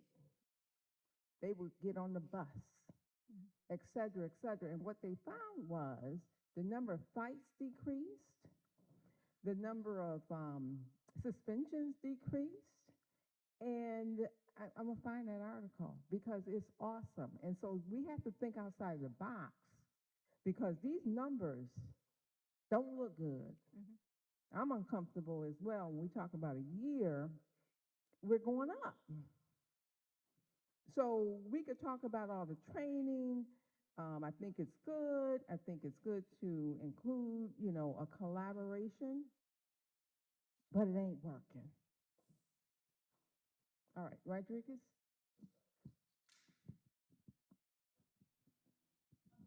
Board President, I'm sorry, Board Member Hawkins had a comment, or Board Member Wright had a comment, and I didn't want to mix up the order, Madam President, I'm Board sorry. Member Wright, and then Bo.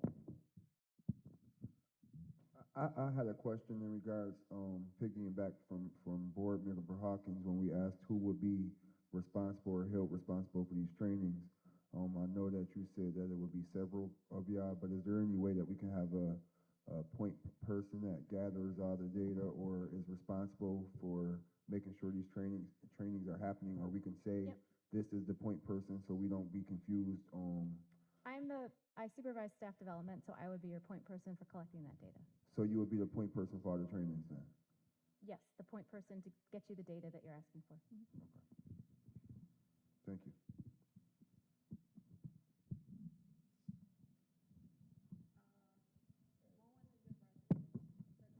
Thank you. Thank you for that presentation, but I want to say something. I was a teacher.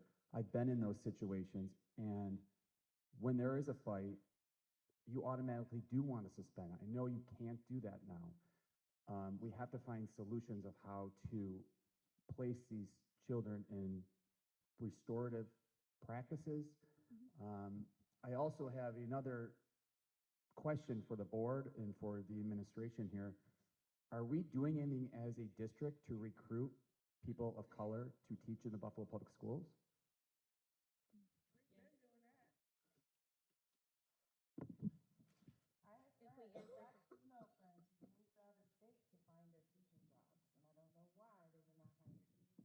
Because it just seems like we're constantly talking about the shortage of teachers of color, but what are we doing about it? Thank you for that question. It's always a pleasure to be able to answer that because we work collaboratively with UB and Buffalo State for our teacher residency. So over the last 4 years since I've been the chief of HR, what I have done is we've done this grow your own. So you'll notice a lot of our teacher aides and our teacher assistants are now in teaching programs, and they are working as apprentices.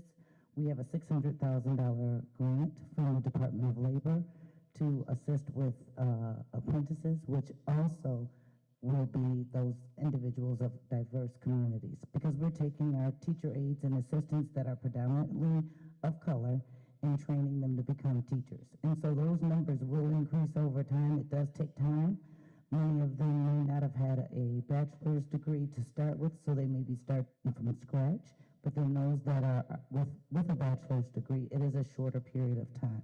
In addition to that, we are going to be doing some recruitment with the HBCUs, and we're going to be doing that in the fall so that for next year, hopefully we can bring some of those HBCU graduates, but we got to be strategic how we do that.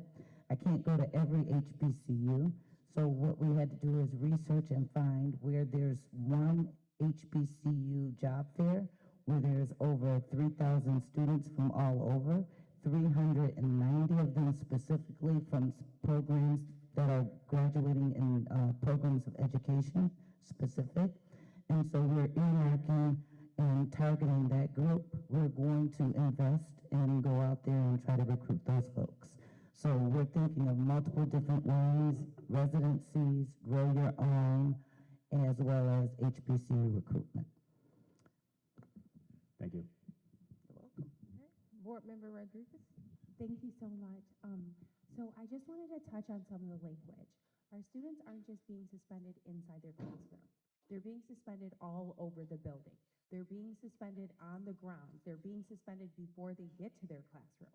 I think we need to recenter the conversation, as some of my colleagues have, about school culture, as opposed to what is the individual teacher doing inside the classroom, because they're being suspended all over the building.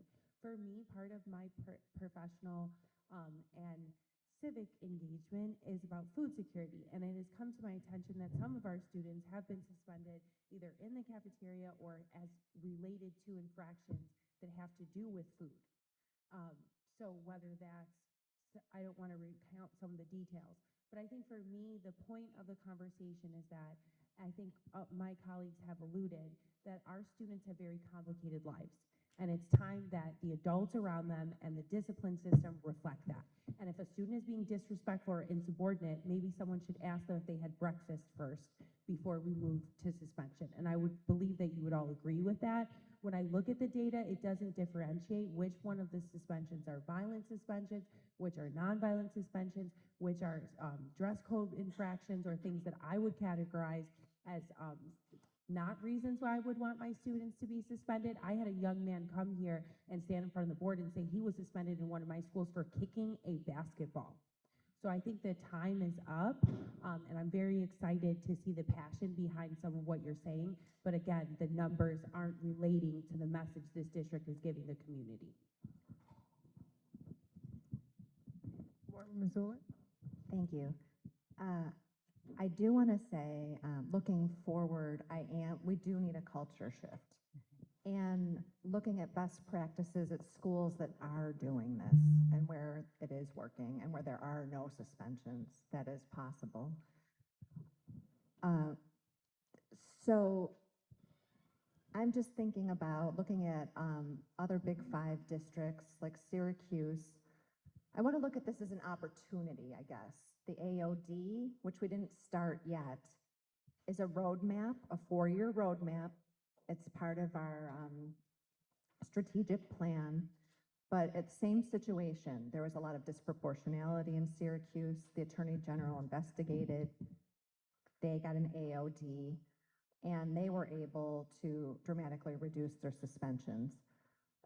So just, I have to get a little more creative too, but we will have our internal ombudsman. We're voting on today the external mandated monitoring. I think it's going to be a lot of things. We did look at our YRBS. I was talking with my colleague. I was, one fifth of our families in middle school experience hunger. Like that's 20%. So there's a lot of things going on with our families. We want to support. We want to adopt more restorative practices. I'm really hoping, and not that it won't take 4 years, but we do have a roadmap, and we do have some accountability to the Attorney General now too. Thank you. Board Member Hawkins. We just passed a resolution for 514, and everybody want to talk about COVID. A lot of our kids are traumatized about what happened during 514. all right? And, you know, we sit here and we say majority of this district is black and brown. But again, someone else put it, you have teachers, special ed teachers that are not of the culture. So what will be the plan? Because we're going to be, I guess, there's going to be some new special ed teachers coming in.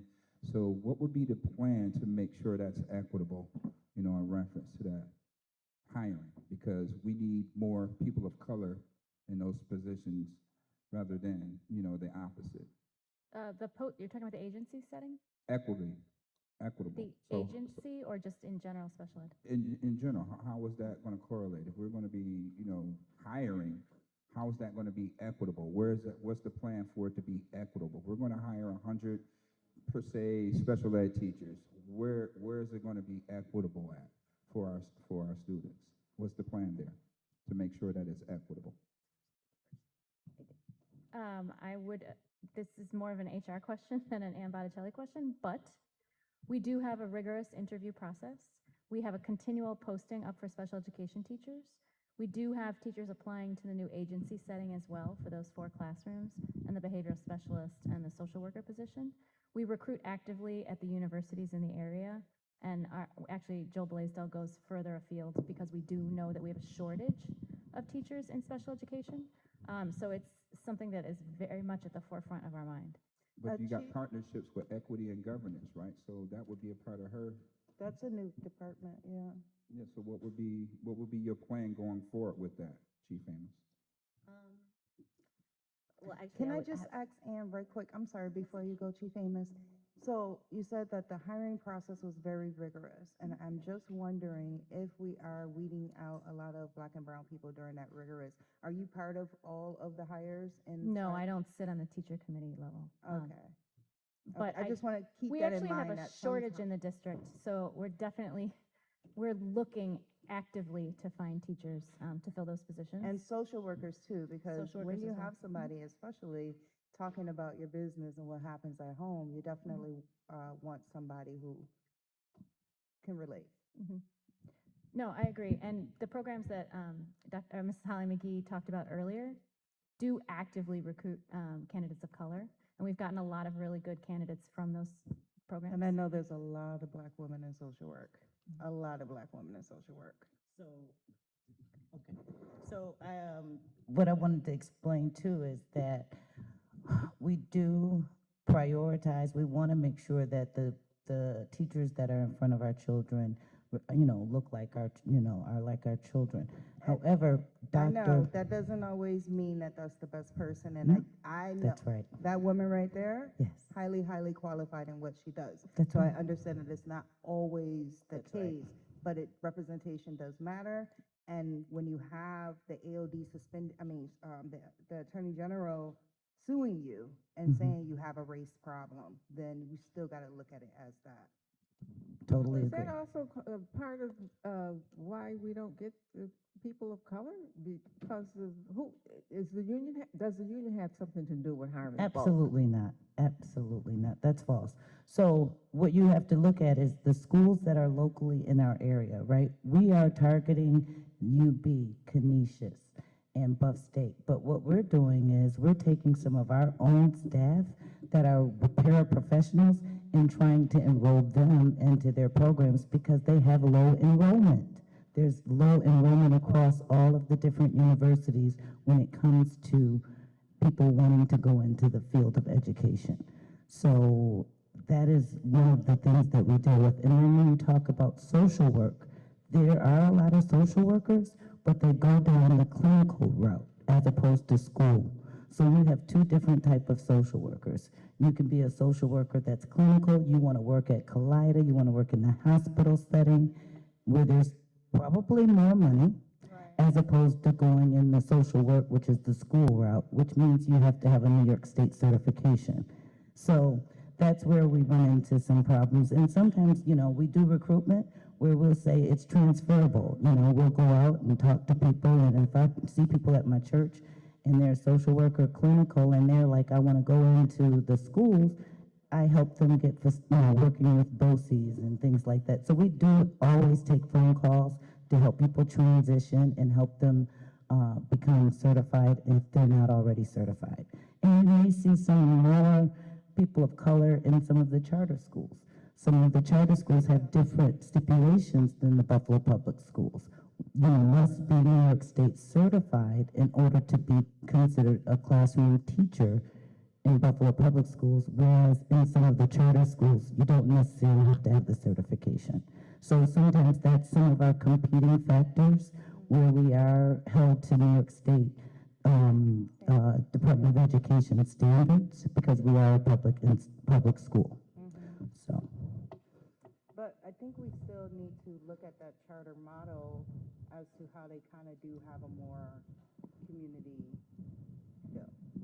Like, that's important. In some situations, I would say I agree with you on that. However, I can't do anything about when a person doesn't have their certification. You must be certified in order to be on the teacher schedule with BTF in Buffalo. So what I have done is our salaries, thanks to this board, you guys made sure that the teacher aides receive 1922. So a lot of our teacher aides are making more than some of the teachers in the charter schools.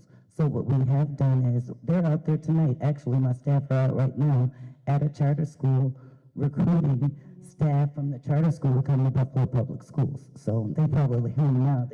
It was over at 5 o'clock, but they're out there recruiting and trying to get some of the staff, and of course, staff of diverse backgrounds to come to Buffalo Public Schools. And I shared with them, I had a meeting with them this morning. We spoke about if they're not certified as teachers, help them get there, talk to them about how we can help them get their certification. Start out with us as an aide first. The salaries are very competitive, and then you can transition into teaching, because we have our teacher residency program where you get a stipend, thanks to the board too. You guys approved those. So there's a way for people to become certified teachers. It's just going to take a little time, a little effort, and we are here to help and support them in that. Yeah, I see the board implemented a lot of things to help with this diversity issue, but it just doesn't seem like it's coming to life in the building. I disagree. I think it has. I think we have increased our diversity a little bit. It was very low at one time. We have increased it a little bit, but you could always go higher and higher. But we got to get people going into these programs. They're just not going into the programs to study education. They want to go into programs where they can work from home. They want to do IT work. They want to do positions that pay a little bit more. Teaching is not as attractive as it used to be, and I've had discussions with the professors at UB, the professors at Buffalo State. We're trying to make it more attractive. That's why we have these incentive programs such as the apprenticeships and the residencies to help lure them into the educational field, because it's not as attractive as it used to be. It's not, and I think what we might find is that it's because we can capture them in 3rd and 4th grade if we're teaching them the right thing, and if we have the right relationships with them. I agree with you, totally agree. And the economic reality of becoming a teacher, it's not cheap. It costs people a lot of money, and I think that people need to recognize that. It's a very expensive process. Yes. Thank you. I would just add that we have 2 urban teacher academies with Buff State. So at iPrep and McKinley, we are trying to get our own students to become teachers. So they enter the program, they go through our coursework, and then into Buff State, and they can come out and teach for us. So that we work with Dr. Kathy Wood at Buff State, so we have 2 programs right now. Yeah, gotta teach the truth though. We gotta really focus on teaching the truth, and that's where that CLRI curriculum came in.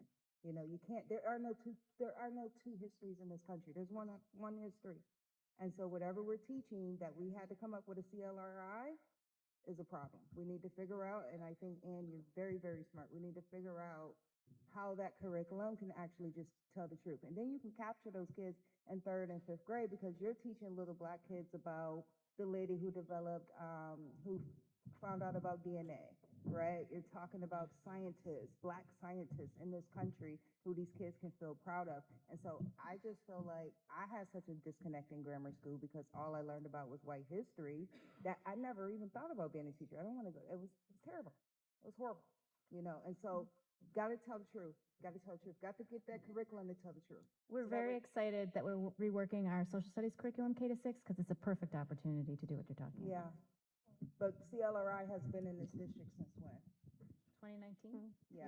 2019. And it's not been implemented properly, so I think it really has to be. Okay, How thank much, you. how much research have you been diving into CLRI now that you know it's going to be, you're back at the helm? How much research have you been looking up as far as CLRI? I'm not sure specifically what you're talking about. When we initially started, we worked with the Technical Assistance Center on disproportionality. We brought them into the district for several years in a row to really learn about the risk ratio and the things that we're talking about today. But how much did you personally, how much have I you? attended every one of those sessions. I sat with the TAC-D to help plan them. But what do you do after that? Do you still research your craft in reference to that? Yeah, yes. So I'm in charge of many different divisions, so I'm actually constantly trying to stay abreast of all the latest developments. Okay. All right, so are there any other comments? It is getting So- late. If I could just finally say, everything that you just talked about, and also with a relentless drive for data, right? So none of this really has an impact unless we can say, this is the data, right? So we took a Band-Aid off an ugly wound, a historic wound. And now we pivot. Now we start healing. Now we start moving forward. Yes, it's the instructional piece, but also the data. And there's a reason why Dr. Mubenga asked Dr. Laura and myself to do the data part, because we don't lie. We will tell the truth every time. If you want the data about where suspensions happens, we'll give it to you. All you have to do is ask. And I'll partner with my colleagues to make sure that whatever data we present you, they're back at they're back in the classroom, in the lab, making sure that instruction and behavioral supports are top notch so we can start driving that needle down. Now, you have a coordinator that was just right here. How much I have Janine to her, asked her about some of the programs of CLRI? Because she was a coordinator, correct, ma'am? Okay, so. I mean, I can tell you about all the programs in more detail. Sometimes the way that people are speaking and referencing programs, I don't think folks have a full and complete understanding historically about how those programs have worked, and also currently how those programs work, and what the set plan is for the next year. I'm not sure that because of the way that people are talking, that they have a complete understanding. And that's true. And you know what?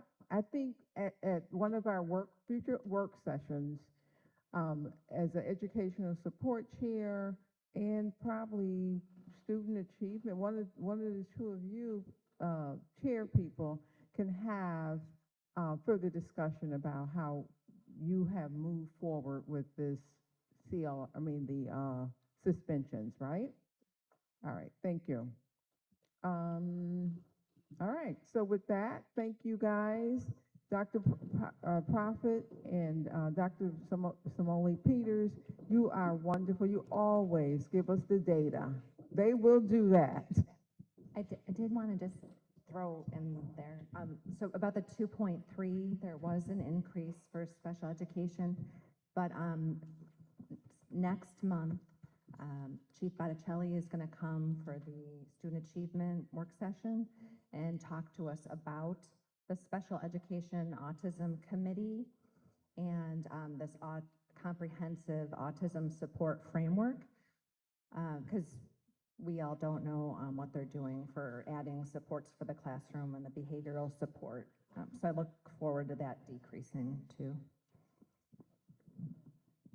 All right, thank you. So can I get a motion to approve the board minutes from April 15th, 2026 and April 27th, 2026 board meetings? Wright and McCutcheon. All in favor? Any opposed? Motion passes. Consent agenda. Can I get a motion to accept the consent agenda? There is.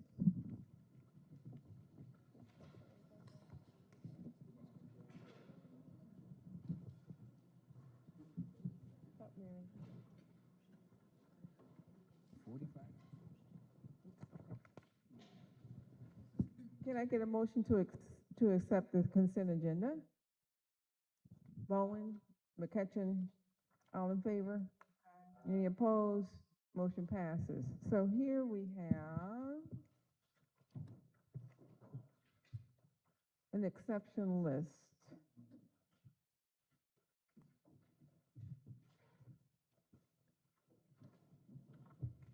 All right, so it was number E. Scott is gone, right? All right. 14B, there's is that a comment, Zulich? About First and Math statewide elementary math tournament scholarship finals. You have a comment. My comments. I was not a question. I don't know where I put what I wrote. Oh, okay, here we go. For Educational Affairs, I wanted to congratulate our grade 3 students. I know they're not here, but from Grab Yours, PS 79, who are in the group of statewide elementary math tournament regional contest winners. And I want to wish them luck when they compete next month. And then just throw in, we learned Monday, or I forgot from last month, we had some of our high school students compete in a rocket club in a national competition in Washington, D.C., and then our student athletes too. I want to build on the good stuff. That's my comment. Thank you. I would also add that we have the #1 student in the nation for First in Math. He goes to School 80, and he will also be joining this team. I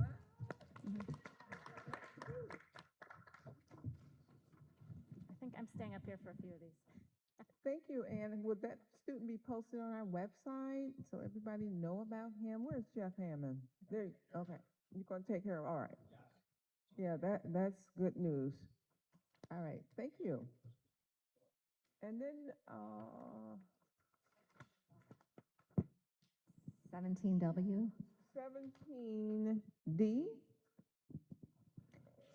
Associated Physical and Occupational Therapy, Hawkins. As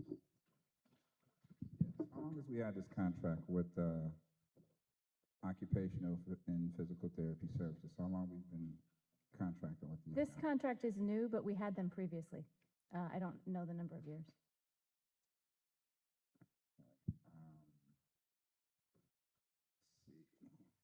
And then you're also How many of color? How many therapists are there of color? I'm sorry? How many of these therapists are of color? That might be in the documentation that they submitted. I'm sorry, I didn't bring that with me. They usually have to fill out the form when they apply. Okay.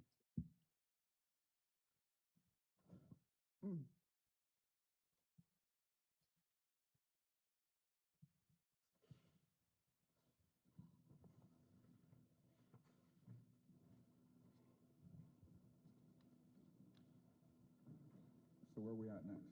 Okay, so E, under 17, NFTA Summer School Transportation, Hawkins.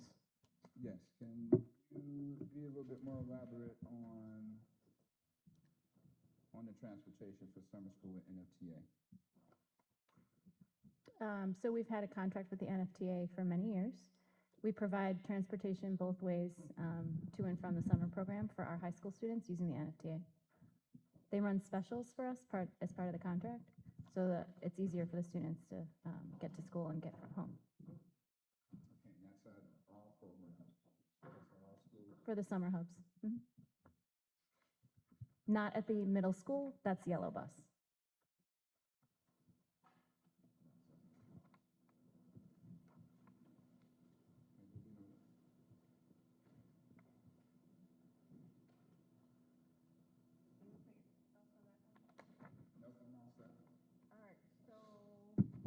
W, Independent Monitor, Student Discipline Reform.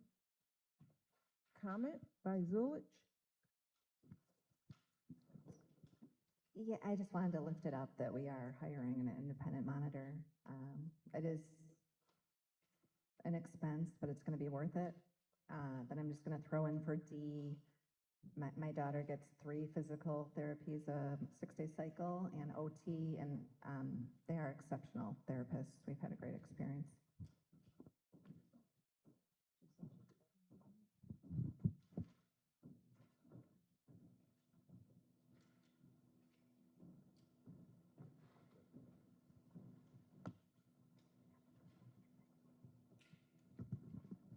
Thank you.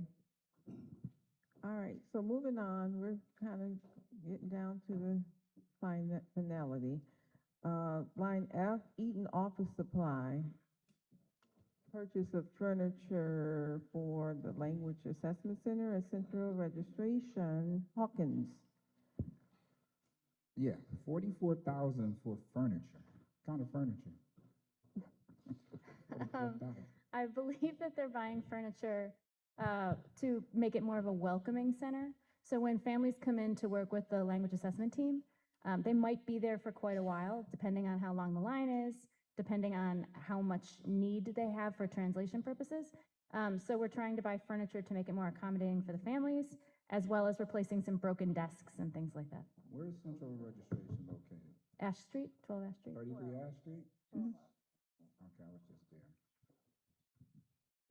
If you've been there, you've seen some of the current furniture, and so you recognize the need to upgrade a little.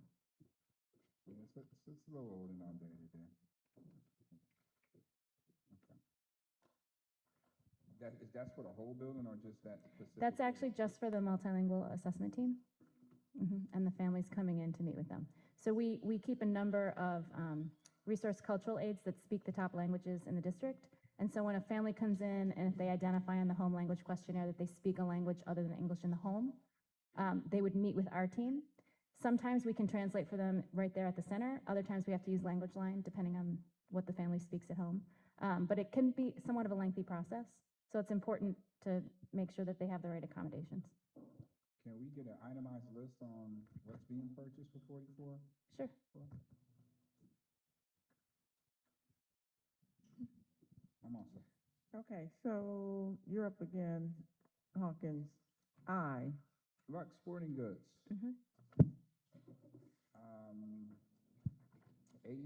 84,000. We're spending some money, and I see we did save looking at all the other bids, but what did we receive in reference to that? Like, was there a kickback? Did we get anything A kickback? for receiving No. their business? Like, No. I mean, I'm saying it. I'm saying more or less when you do business with a vendor, they may throw back something as far as added value, in value, or things of that nature. So the purchase department handles this piece. I wouldn't be able to speak to that, but I don't think So that that's the we put in case. 85,000 and they're not going to give us nothing in value in return? I don't think so, no. It's a purchase.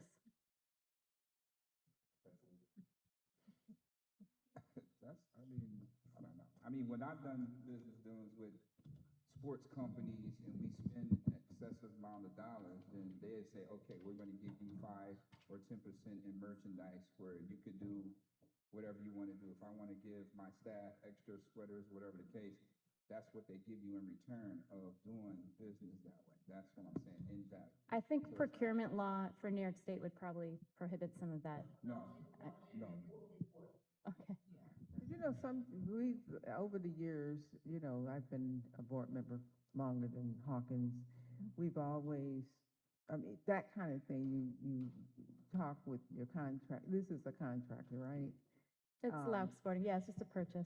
It's not even a contract. Oh, it's just a purchase. But, yeah, it's just a purchase. But if it was a contract, for example, those are something that you negotiate at the beginning with a contractor. But if this is a purchase, this is This is a bid. It was a bid and a flat purchase. Yeah, we had to go with the lowest price.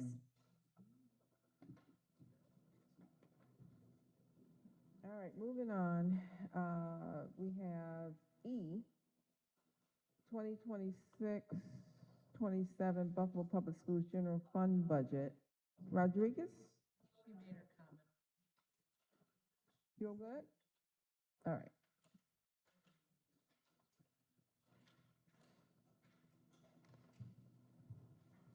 All right, that is the end of the exception list. I think there might have been one more, actually, the math textbook, What, do you remember, what's the name of it? the math textbook adoption. Did someone have a comment?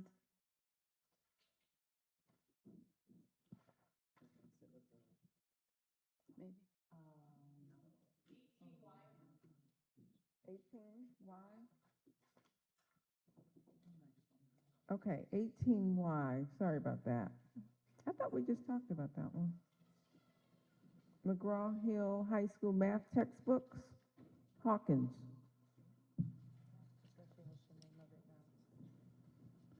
What math books are we currently using? We use the New York State Engage modules. How They're long ago? fairly old. We've had them for well over 10 years, Okay. For over 10 years, we've been using that for over 10 years? probably. Mhm. And how many of these books will we be purchasing? And what will happen to the old books? So the New York State Engage modules were printed. We didn't buy them. We would just take them offline and print them for the teachers. So the curriculum committee would come together and prioritize which particular lessons and activities they wanted to include, and then we would distribute those to the schools. So it was a printing line, it wasn't a purchase. Now we'll be buying Reveal textbooks, so there's obviously one for every student in the classroom that's taking algebra. And then next year, we'll be bringing this back to the board for geometry and algebra 2. How long have we been dealing with McGraw-Hill? Well, for math or for all departments? For math. For math, 2 years ago, we adopted Reveal at the elementary, and now we'll be adopting it at the high school. Okay. All right. This was our second year. Mhm. No further questions. All right, thank you. Thank you, Chief Botticelli. All right, so let's move on. Are there any other questions or comments? If not, can I get a motion to approve the consent agenda? Bowen and Everhart.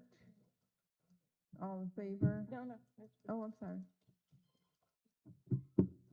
Roll call. Yeah, I was gonna say, but let's poll. General Counsel, would you please poll the board? Thank you. With respect to the motion to approve the consent agenda, do you have any exceptions, Board Member Bowen? No exceptions. Vice President Everhart?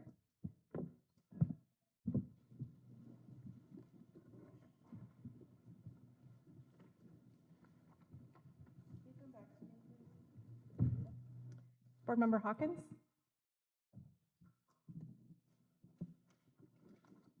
What was the question? It's the motion to approve the consent agenda if you have any exceptions. Approved. So no exceptions? No exceptions. Thank you. Board Member Rodriguez? Approved. No exceptions. Thank you, Mary. So no exceptions. Okay, thanks. No exceptions at this Perfect, time. thank you. Board Member Wright?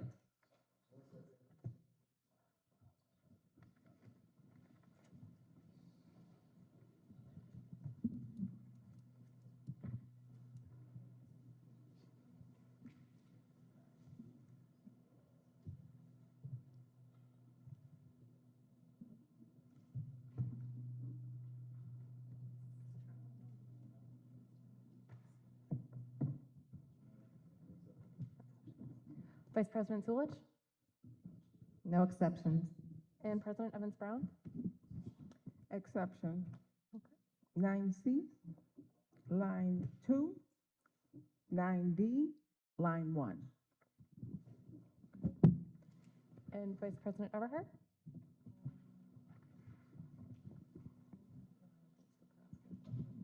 No exceptions. The consent agenda is approved, passes.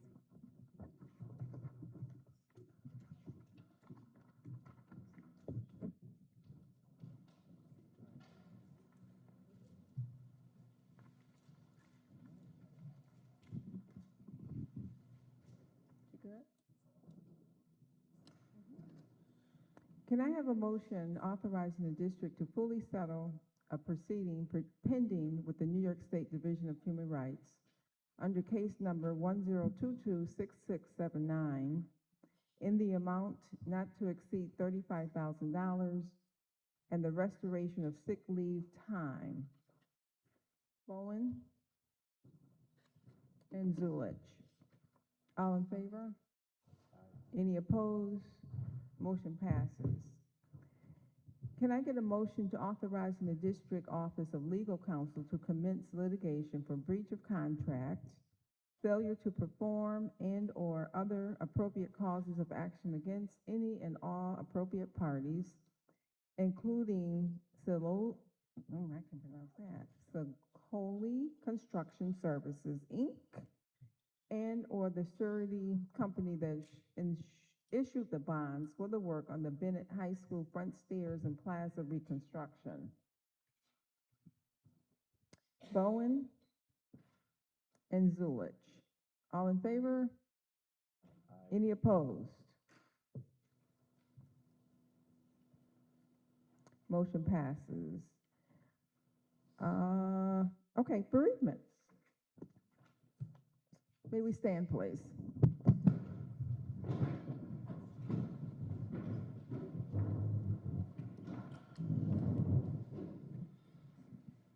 April 23rd, Roy Betton, grandfather of Shatasha L. Cole, a social worker at International School 45. May 5th, Michael Smith, father of Aaron Duran, special education teacher at School 48 and father-in-law of Andrew Druin, assistant principal at School 302. May 9th, Mary Ann Chase, sister of Margaret Chase, school typist at PS 27 Hillary Park. May 12th, Charity Duff, beloved aunt of Jody Covington, principal at BAVPA, Perrette Walker, executive director of WAZED and specialty programs, and Bradley Walker, security officer.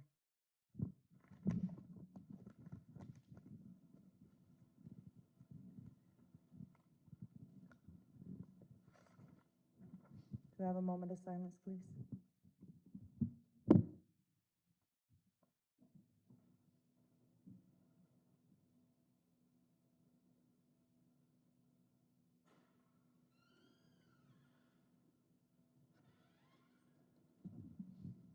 Thank you. Can I get a motion to adjourn? Rodriguez. All in favor?